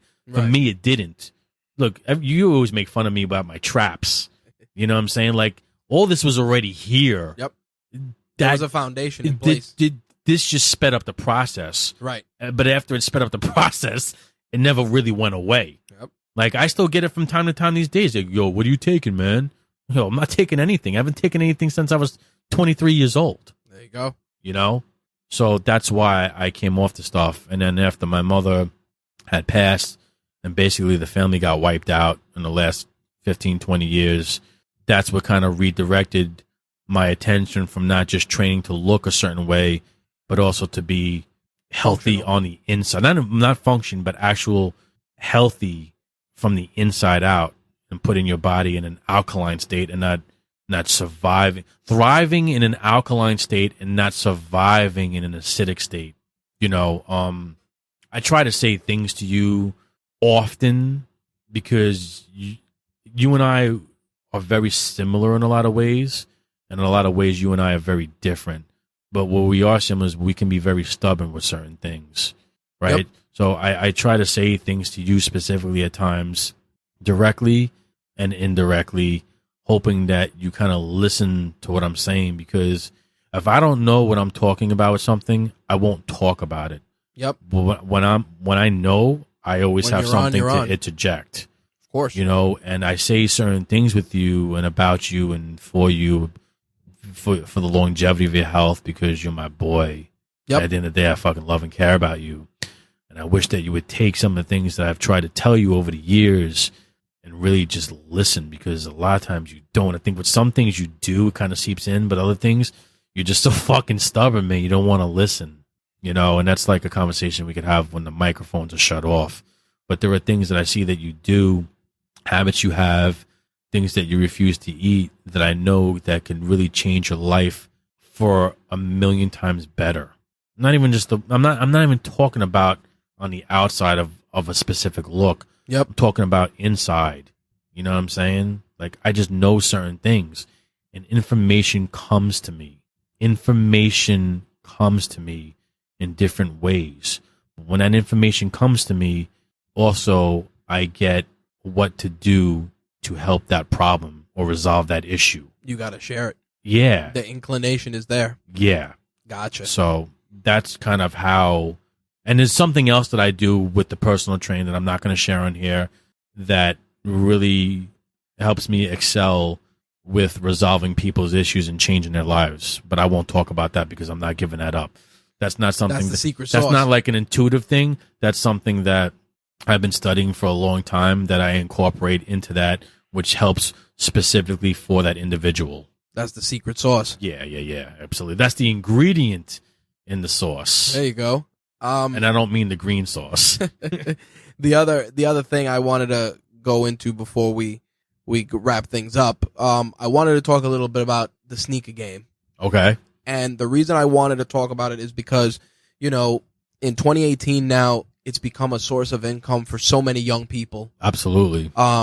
This turned into such a niche thing, and now you have 12, 13, 14-year-old kids buying their first sneaker, flipping their first sneakers, and now some of them have built empires out of this. Right. And I want to kind of dissect it a little bit with you, because you were involved in it when it was still its own culture, when it hadn't mainstreamed. Like now, even the news knows about the reseller market and this and that. Right. Like it's become subculture became pop culture, yes, like it did with our comics. Absolutely. And I wanted to talk about that because that was an entrepreneurial endeavor that you did and you excelled at. And then, much like we were talking about with the fitness, you were like, all right, that's it for me. I'm out. Right. So I want to discuss that, because that's something that, it's again, another aspect of who you are. What got you into that industry to want to monetize it and make it a source of revenue for you? And just real quick, I'm not going to change the topic. I'm not going to change the topic, and I'm not going to dwell on this. But what you said, like, I'm out in the fitness. I was out as far as bodybuilding was concerned. Right. But not fitness. Right. I actually That's got correct. more into fitness. Yes. You were out in that capacity. Yeah. Right. So you want to know why I got out of it or how I got into it? I want to know first why you got into it, because that's actually a great story, and I think it will help others that are kind of either circling around wanting to jump into this now, because everybody thinks that it's this giant cash cow when it's kind of not anymore. Why did I get into it? Yep. Growing up, I'm not going to say we were poor because there was food on the table, clothes on our back, and a roof over our head. Right. But there was no room for extra. I mean, legitimately, no room for extra. We had the bare minimum. My brother slept on a pull-out couch bed. I had, if you want to consider it, a bedroom that wasn't even a fraction of the size of a walk-in closet. Needless to say, the kids in the area always had these sneakers, Nike specifically, and I'll never forget the first time I actually saw a pair of Air Jordans. There was these brothers that lived down the block from us, these two Italian kids, and their parents were on the younger side, so they were very much into the fashion and I guess giving their kids whatever it is that they wanted at the time. So I always wanted a pair of, not even a pair of I always wanted a pair of Jordans, but I always wanted just a pair of Nikes. Right. That wasn't happening in my house. My shit was from Tom McAn, Pro Keds, blue canvas high tops with white rubber tips on by the front, toes, looking like Bozo the fucking clown. And I hated it. I hated it, man, because the kids made fun of me, and I looked like dog shit, and I felt like dog shit. It was even worse because the little bit of extra money my parents scraped up, they sent us to private school. And in private school, there wasn't gym class, there was gym day. And gym day consisted of wearing a gym outfit, which was maroon sweatshirt, maroon fucking sweatpants, yep, and blue Pro Keds. Literally fucking walking to the school bus stop looking like Krusty the fucking clown from the fucking Simpsons. Oh, man. It was horrible, bro. I hated that shit. I dreaded every fucking gym day, and I loved gym class, but I just couldn't get into it. I hated it. So fast forward, 20-something years later, I moved back solo back to New York, and I was already, I had that mentality instilled in me, I would never pay more than $100 for a pair of sneakers. In my mind at that time, that was absurd. To think, it feels like it was yesterday that the sneakers were $100. Well, I specifically remember one of my cousins who's, his parents were extremely wealthy. Everybody always talked about the Air Jordans, right? Well, but cats don't know who are younger. The most expensive sneaker at that time, and I only knew one person that physically had them, was my cousin, was the Reebok pumps. That's right. Their commercials say, they're making fun of Nike, air it out, but meanwhile with Reebok you pump it up. Yep. And they were $150. I'll never forget it. Yep. My cousin had them. So, of course I wanted them because my older, cooler cousin had them, but that was not happening at my house. Forget about Jordans. I couldn't even get a pair of Nikes. That was not even a pair of Nikes. So I ended up making my Holy Communion or something where I got money, and I took the money from my mother had it stashed away to put it away for me, but I went and took my own money. I stole my own money. And I went to that Tom McAn that we used to get our shitty Pro Keds from, but they also sold Nikes there. And the first pair of Nikes I ever bought were a pair of Andre Agassi's. Okay. Don't even ask me why the fuck I bought those dumbass looking sneakers. It was the white ones with the pink and the black. The ones that they retroed a few times these past 10 years. Yep. And I remember coming home with them shits, and my mother went ballistic on me. You spent how much? I think they were $110 with the tax. Oh, man. And dragged me back by my fucking hair to return them. So I was I had it in my head, bro. I couldn't get it out. From that moment, one day when I have the money, I'm going to fucking have a pair of Nikes. Yep. So I ended up moving back here from Florida. 300 pairs later. And my 3,000 pairs later, like a fucking maniac. you know, the coolest pair of sneakers that I ended up finally breaking my parents down getting were Feelers. And when we used to go back and forth from New York to Florida, we would always stop in the whatchamacallits, the outlets in Pennsylvania, and it had a Fila outlet in Pennsylvania and the F-13s. To me, they were dope as fuck. You know, I know everyone was like into the Air Force Ones with the straps, the high tops. That's what all the drug dealers wore. Yep. The Uptowns, the all white Uptowns. Yep. But not just I because had a pair they of canvas Uptowns. They were blue and orange, like Nick colors. Exactly. And the strap I'd have the strap hanging backwards, right? Like yeah, a loop. Hanging down. Yep. But I didn't care about them. I legitimately liked the Feelers, so there was never a problem because I'm like, yo, we're going to the outlets. I'm getting to get these F-13s, and I had them in every color. I had them the original white ones with the red portion on the bottom of the F, their symbol, right, and the top of it. No, the top of it was red and the bottom was blue. And a lot of people don't know this. The reason why the Fila F symbol, the top was red of the F and the bottom was blue, because at the time Fila was an Italian-based company out of Italy. Right. And it was the artistic depiction representing the Mediterranean Sea and the sun. The sun was represented with the red, and the red on the top of the F sat over the blue of the bottom because the Mediterranean Sea was the blue, and the top of the F was the red, which stood for the sun. That's crazy. Yeah, a lot of people don't know that. Yeah, learn something new. I'm a maniac. You know me. I get into it all the way. There you go. So I used to get the F-13s. I had them in the black. I had them in the red. I had them in the blue. I had them in the white. I had fucking black suede joints. Like, I had them all. Whatever. Speed it up. Moved back to New York. I got my Fila F-13s. I'm working at this fucking bank. Become friendly with this kid, Scott, who was like a sneaker junkie. And my eye caught attention to what he was wearing, and what he was wearing were Air Max 90s. So I'm like, yo, those look pretty crazy. And I'm like, yo, how much are those? And I think at the time the Air Max 90s were like $65. I'm like, $65? I ain't paying no $65 no fucking sneakers, you know? Because I was still going to the outlets and buying those F-13s, and I know spots in Brooklyn and Queens. I was getting them for like $25 and $30. I didn't see spending double the money. Plus, at the time, I really had just started working a full-time gig, and I wasn't trying to spend that type of dough. Of My fucking car insurance was like almost $4,000 for just liability at the time. Practically working just to drive. That's it. You know?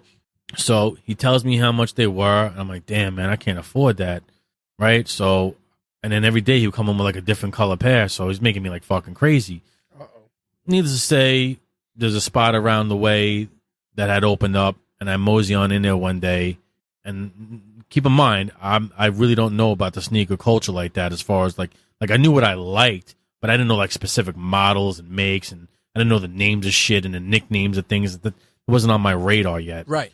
So I walk into this joint, and it's like the typical Indian spot in New York. Indian family owns the local sneaker spot. Blah blah blah. And I walk in because in the window, I was window shopping. I see in the window they fucking retroed the original Ken Griffey Juniors. Oh man, I'm talking that blue with that black check. Yep. With that lime green Nike bubble. Absolutely. You know which ones I'm talking about. With that neoprene sock liner. Yep. And at the time, I didn't even know they were Ken Griffey's, really, to tell you the truth. But they always reminded me. I don't know why, because they looked nothing like them. But they always reminded me of the Air Mags that Michael J. Fox wore in Back to the Future. Ah, okay. So I walked into the store, and I pick them up, and right away they start their rap. And I'm like, well, how much are these? And they were $185, which at the time was a few bucks above retail, because apparently these things had sold out everywhere. Oh, geez. So I'm like, how much? I'm like, I just put them right back. I'm like, nah. But from the second I walked out of the store, they were on my mind. I was like, yo, I've never done this before, but I'm going to fucking break, and I'm going to get these damn sneakers. And I went everywhere looking for these things, trying to get them cheap, because I knew they were charging above retail. Right. Everybody was sold out everywhere that I knew of at the time in my size, in that particular model. So I went back, and I bought the last fucking size that they had for that sneaker. And that set it off. From that point on, it was open season. It got bad, man, because I couldn't financially afford what I wanted, but I figured out a way how. Okay. I figured out how to do it at the time. It started off on Jamaica Avenue. Oh boy. right down by the Coliseum. Yep. I would go where no white man's supposed to go, you know? Yep. And I would go up there with cash. I knew I was taking a chance, risking my life, getting robbed, But if you came correct and you spoke the right, and you talked the right talk, you know, a pair of Jordans could, you know, come down in price significantly. Absolutely. Especially if you kept that business coming. So, you know, I'd start my rap, because I speak that street shit too. And, you know, I can go from being articulate to talking the done language. A lot of people don't understand that. And I would come out of there and start off with like a pair, right? And I'd buy them for X amount of dollars, and then I'd sell them for X amount of dollars and go back and get the next pair. And eventually I'd be buying 2 pairs and then 3 pairs, right? Next thing you know, I'm building relationships, yada, yada, yada. I'm going into malls. I'm doing the shit with them. I'm paying managers. I'm paying this one. I'm paying that one. I'm handing money. It's kind of like what I did with the Marvel Legends. You beat me to it. I was about to say, you've been around me when I've done that. Absolutely. So, you know, I'm putting cash in the right people's hands, and next thing you know, time's going on. Now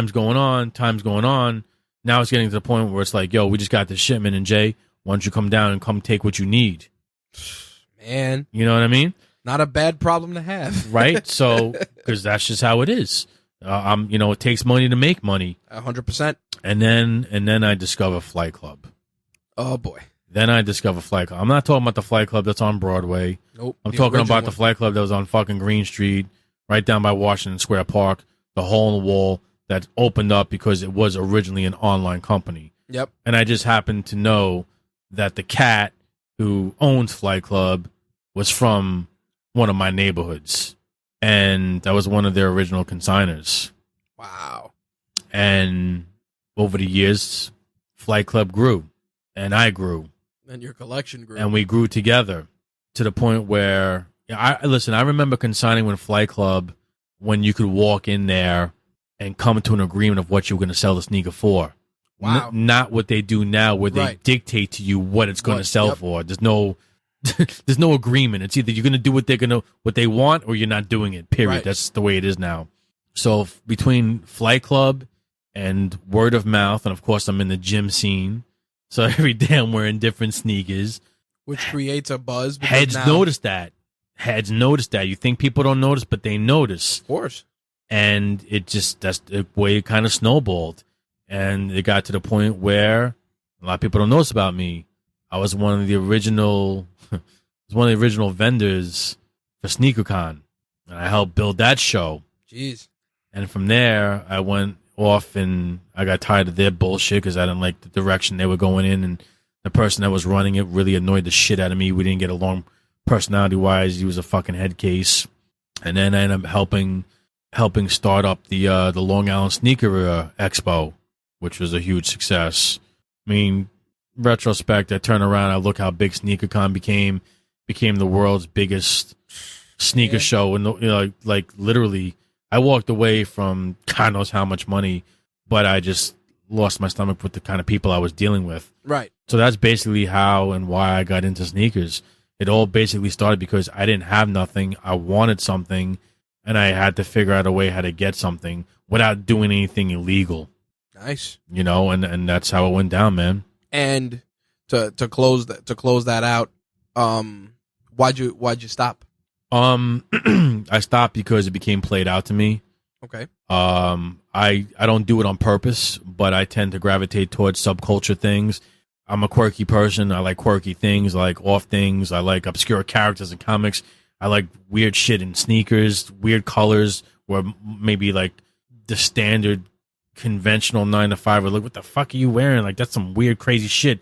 And you'll even say things like this to me. Yo, James, I can't wear something like that. Only you could pull that off. Yep.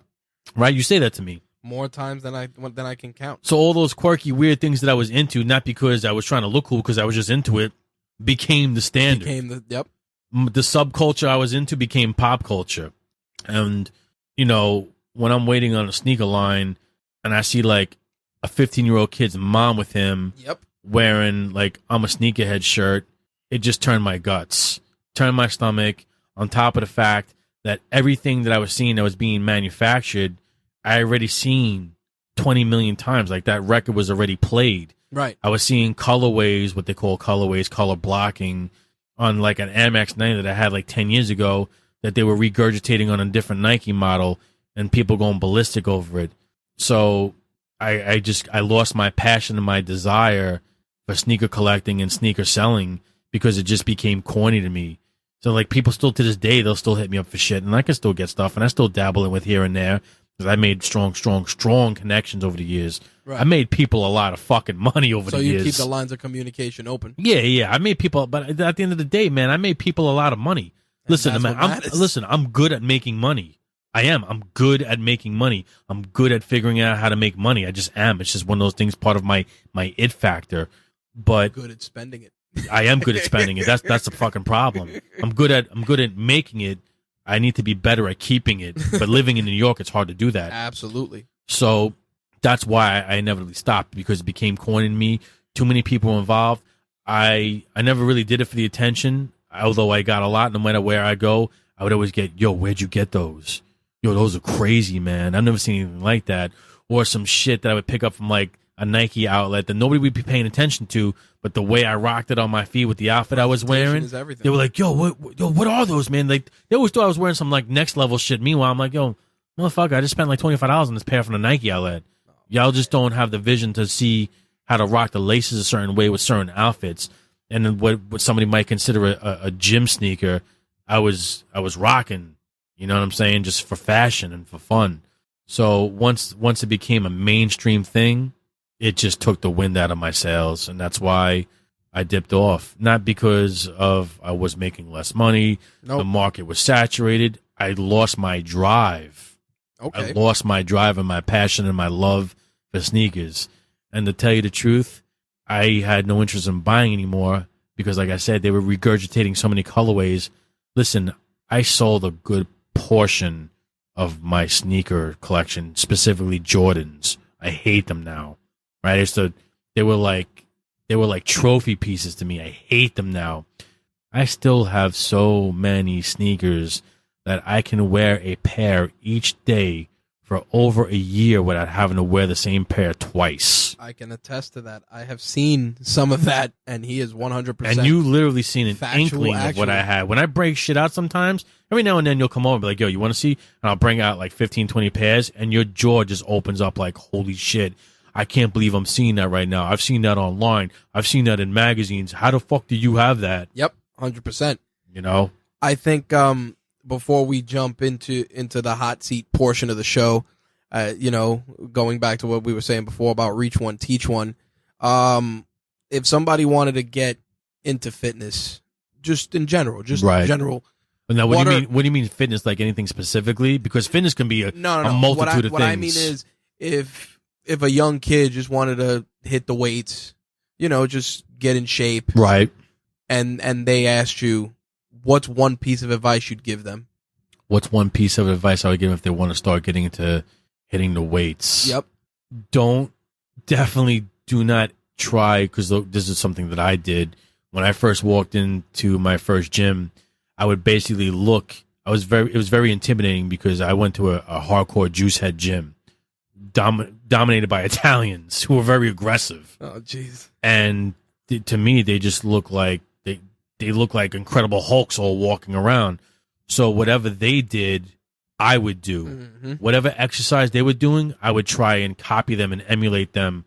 Right? Meanwhile, they didn't know what the fuck they were doing. I come to figure out they were taking a lot of drugs and they had pretty good genetics, so they looked a certain way. So the best advice I can give to a young person that's starting out and wants to look a certain way and has aspirations of goals of a certain vision of how they want to look in the near future, don't assume because somebody looks a specific way that they actually know what they're talking about. The best advice I could give you is read, whether it's online or I prefer tangible books. If you really want to understand and learn, what's a book you recommend? Human physiology and body mechanics and nutrition. You can read anything by Chris Aceto, and you spell his name, Chris, Chris, last name Aceto, AC as in cat, E-T as in Thomas, O. Now, Chris Aceto is one of the world's top nutritionists. He's written a plethora of books on bodybuilding, on weight training, on nutrition. He used to be a competitive bodybuilder. A lot of people don't know this. He is the nutritionist that got Jay Cutler into the Mr. Olympia position. Wow. So between Chris Aceto books, and he writes his books where you don't have to know the technical jargon to understand. He really writes them in layman's terms to where you can really understand at a good pace. I'd say devour as many Chris Aceto books as possible. And also, I was very fortunate. There was once a time in my life where I got to train with Charles Glass. Nice. And I've took a lot of lectures and courses with him and trained with him out in Vegas and yada, yada, yada. But if you don't have the means to direct contact with Charles Glass, there's YouTube. YouTube is your friend. You could go on YouTube and type in Charles Glass and watch videos, because once again, he's a very different type of trainer, very instinctual, does different awkward movements. I've learned so much from him and so much from reading Chris Aceto books. So I'd say definitely do your homework on that aspect. And I know a lot of it's like, oh, the physical, but you need to really read these books and watch these videos, because when it comes together and then one day it may not work for you at first, everything may seem awkward, and it was told to me, and I'm going to tell it to you, one day it'll just click when you make that mind body connection. Yep. Once you make that mind body connection and you have those two things flowing and vibrating on the same frequency, you're going to see major strides and gains in your physical presentation. Nice. And on the sneaker side, would you still recommend if a kid wanted to get into it to do that? I think if it's something that piques your interest and something that you really enjoy. Is it still viable, do you feel, for a kid starting that all depends on the person. Okay. And just because it's not viable for me anymore doesn't mean, look, I'm not 13 years old no more. I'm not 15 years old. I've been there and done that. Right. But for a 15-year-old, a 13-year-old, 10-year-old, 9-year-old, whatever, like if that piques your curiosity and that's what gets your blood pumping and that's what you're passionate about and that's what you constantly consumes your mind, then absolutely go for it. And just because the market is saturated doesn't mean you can't figure out a way to carve out your niche in that portion of the world. Gotcha. I think that's a good way to segue into the hot seat. Series of little rapid fire stuff I like to throw out to the guests. I think we can start. I figure we'll dip into some of the stuff that you're a fan of. So you talked about competitive bodybuilding. Most influential competitive bodybuilder for you? Wow, that's a tough question. That's a really hard question for me, man. Who's the most influential? Sean Ray. Okay. Why? Sean Ray's physique is not my physique. He's not somebody that I identify with from a physical standpoint. I always identified more with like the Nasa Elson bodies and the Marcus Rules, the bigger, thicker, freakier, really just hulking figures, really that comic book look. Not that Sean didn't have that, but Sean Ray was on the very short side. I believe Sean was, I want to say he was around between 5'4" and 5'6".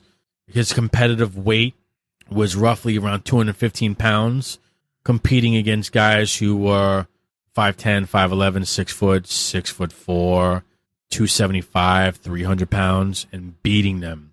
That always showed me how much more quality muscle he had than his larger competitors on stage. And not only to me was Sean's physique something that I know I can never obtain because I didn't have those specific genetics. I didn't have that frame. I didn't have that look. I didn't have his muscle bellies. But Sean is so fucking smart. He understood so much more than just like the average bodybuilder. He was just different.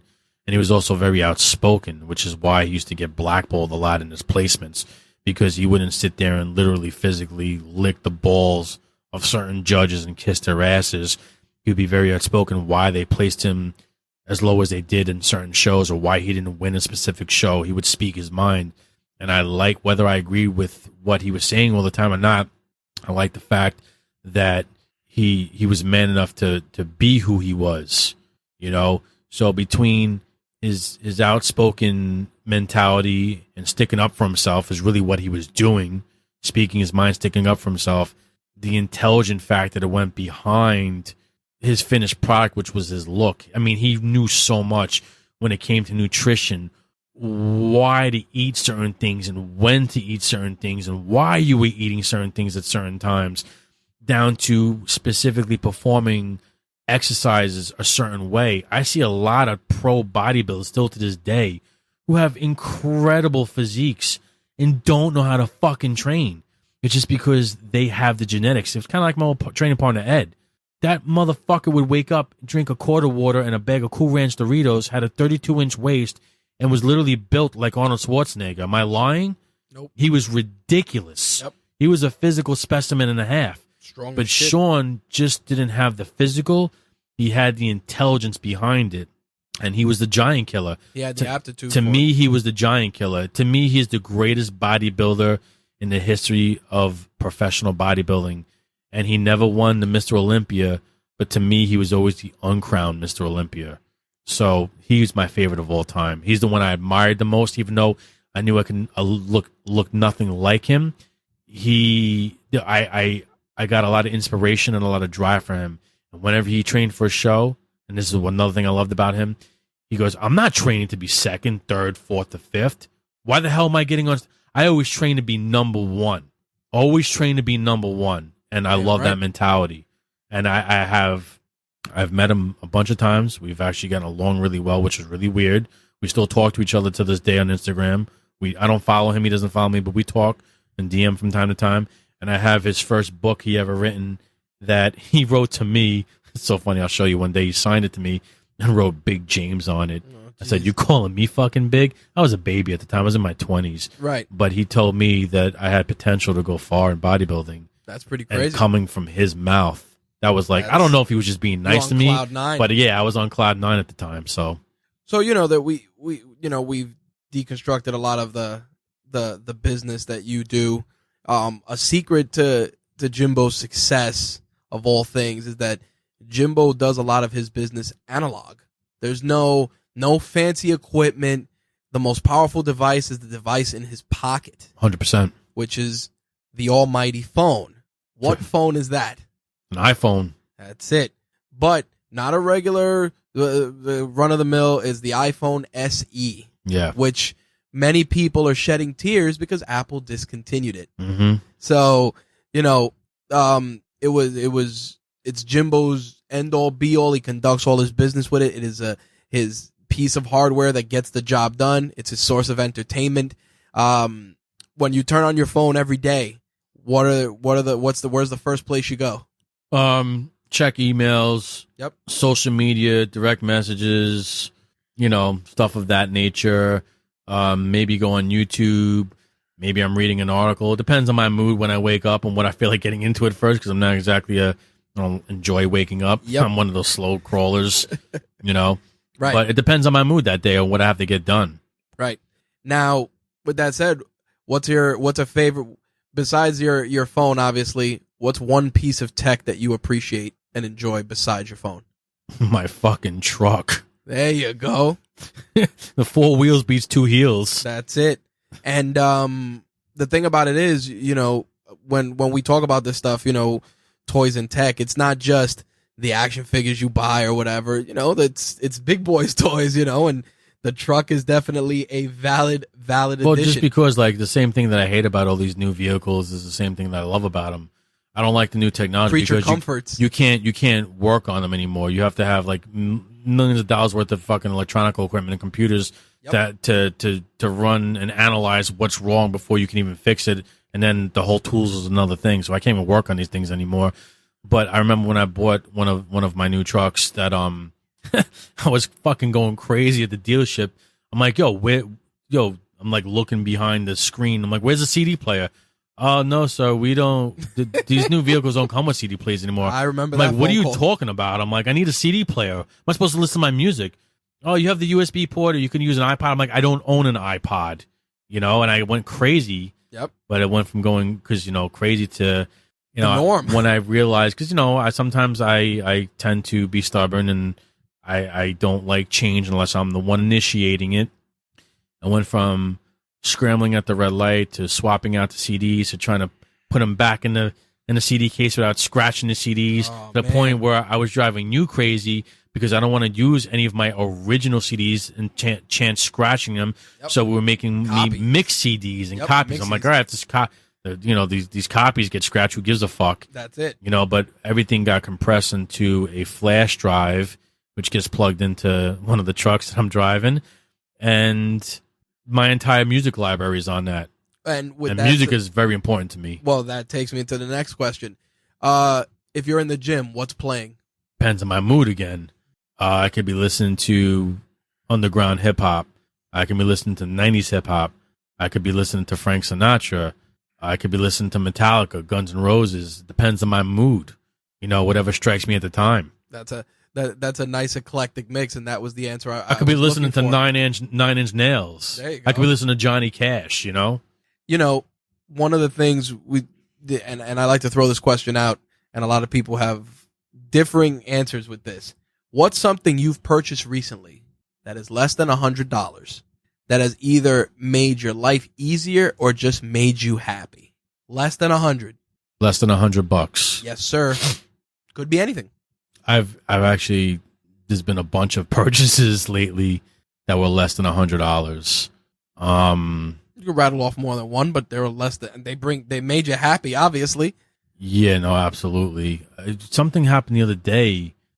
What the hell was it? I spent $5 on something. Okay. And I don't remember what the hell it was. I remember saying to the person, I'm like, can you believe I only paid $5 for this? This is crazy. Oh, man. Jeez, I can't even remember what the hell it was, man. It's making me insane right now. Shit. This is really pissing me off. I'll tell you what. I was at an art convention not that long ago called Imbion Con, and at the main table they were selling artists, like random artists' work. Right. And the pieces that they had there were freaking phenomenal. I was allowed to pick, I believe, 3 pieces of artwork for $10. Wow. Okay. Remember that Red Hood I showed you? Yes. That Mr. Freeze and whatever else? That Batman Moon Knight? I'm sorry, I believe it was 4 pieces for $10. I bought those 4 pieces for $10 from that show. That's insane. The Moon Knight, the Red Hood, and I forgot what the other 2 pieces were. Oh, the one piece was for Tess, that's Superman, and I got myself the Punisher one where it says the city is mine when he's overlooking the city skyline. Yep. So I got those 4 pieces of artwork, one which I gave to my buddy Tess, a.k.a. Star Sox, for $10. Nice. So, obviously, can't be toys and tech without talking about some toys. Favorite toy from your childhood? Oh, you gotta be fucking kidding me. Fucking bastard. Wow. All right, I can't give you a favorite. Yeah, you could just But pick. I can give you some of my favorites. Shoot, that works. And I'm staring right at them on your wall with the artwork you have. One of my absolute favorite toys with the Transformers line, specifically two specific characters. Grimlock, I loved him, even though I didn't own him. My asshole brother had him. And Optimus Prime. Oh, and fucking Soundwave and Starscream. Yep. I love those. The Thundercats line, I think I like Panthro more than I like Lion-O. I love Panthro. G.I. Joes, I had zero interest in collecting the Joes. I was all about Cobra. I always wanted Serpentor. I never owned him. He was tough with the I always rocket wanted sled. the Globulus, but the one I wanted the most was Nemesis Enforcer. Yep. Nemesis Enforcer was my dude, and I collected all of the what were they called? All the different Cobra guys. There was like different. They had the bats. No, but there was a name for all these things. The one was a diving one. It looked like he's wearing like an eel mask with the flippers. Right. One there was a name for him. I can't believe you don't above all people know this name. Like I knew the bats because they did a bunch of different bats, which B.A. Then like Zartan. Yeah, those were the and dreadnoughts. the Yeah, those were but there was specific. There was a name.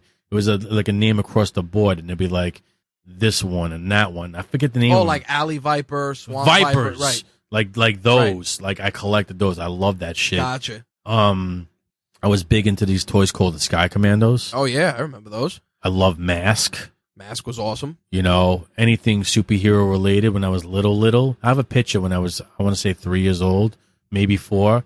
I had him in my hand, my birthday cake. I'll show you this picture. Me holding an Incredible Hulk Mego doll. Oh, wow. With the purple pants. I had him from when I was a little boy. And I don't know what the fuck happened. I have most of my toys from when I was a kid still. But somehow the Mego dolls went MIA. I don't know what happened to them. I have not a clue. And someone who you knew actually made a comeback. Somebody who you knew, who I lived with at the time, who I was dating. I always talked about that toy when I met her. And she went out. I forget what birthday it was, and she bought it for me in the package, which I still have to this day. Nice. Yeah. So anything pretty much superhero related, you know, different 80s cartoons. And also, I have to say, I can't talk about my childhood toys without bringing up the original NES. I love the original NES. Me and my brother had to share it and split it, and I never thought we'd actually get it. And I don't know if it's considered a toy, but it definitely is. My Mongoose Expert BMX bike. Oh, wow. Okay. Yeah, so those are a few of my favorite things as far as toys would go. Nice. Now, bringing it from the past to the present, favorite toy and collectible you own now?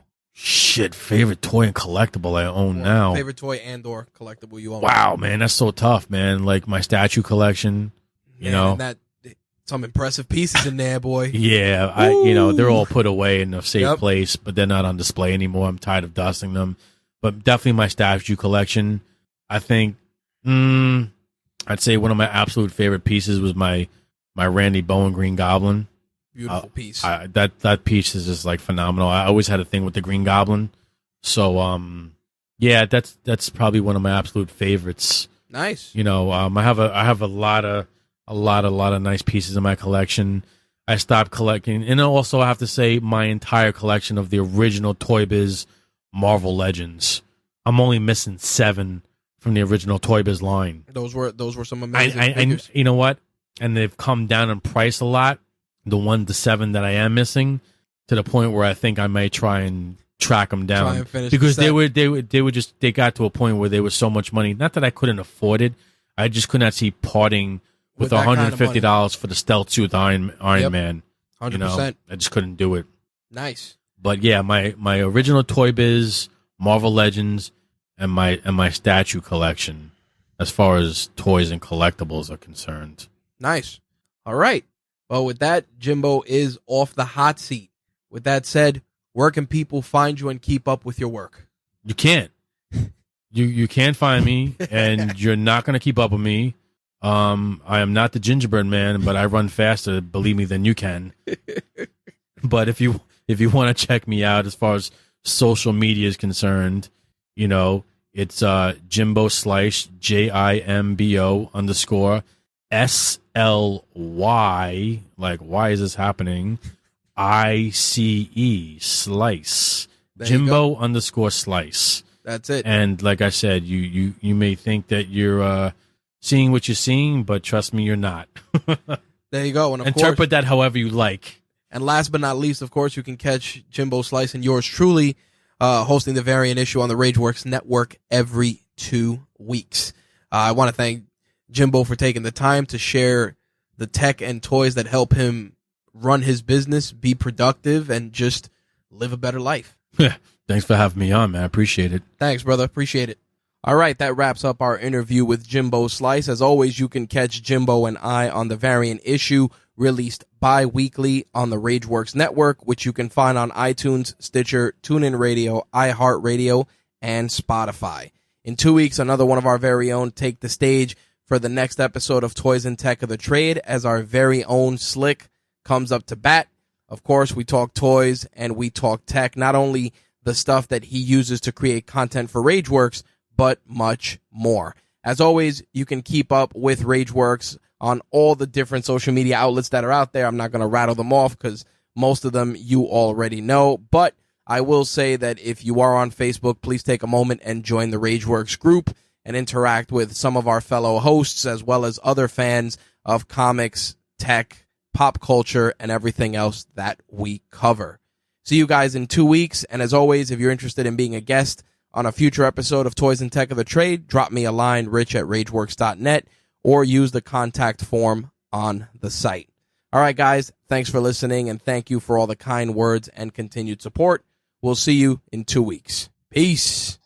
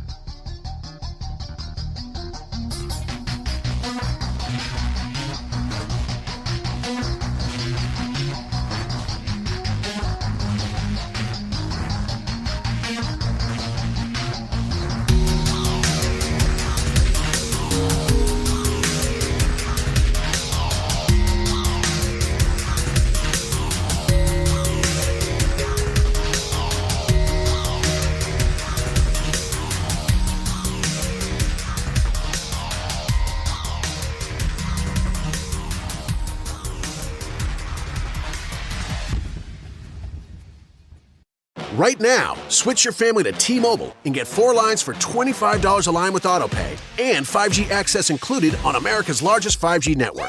So don't wait. Get unlimited and nationwide 5G access for the whole family for just $25 a line. Visit a T-Mobile store or T-Mobile.com today. Plus taxes and fees. Customers may notice lower speeds and further reduction if using over 50 gigs a month due to data prioritization. Video at 480p. Unlimited while on our network. Qualifying credit and 4+ lines required. Capable device required for 5G. Coverage not available in some areas. Some uses may require certain features. See T-Mobile.com. Right now, switch your family to T-Mobile and get 4 lines for $25 a line with AutoPay and 5G access included on America's largest 5G network. So don't wait. Get unlimited and nationwide 5G access for the whole family for just $25 a line. Visit a T-Mobile store or T-Mobile.com today. Plus taxes and fees. Customers may notice lower speeds and further reduction if using over 50 gigs a month due to data prioritization. Video at 480p. Unlimited while on our network. Qualifying credit and 4+ lines required. Capable device required for 5G. Coverage not available in some areas. Some uses may require certain features. See T-Mobile.com.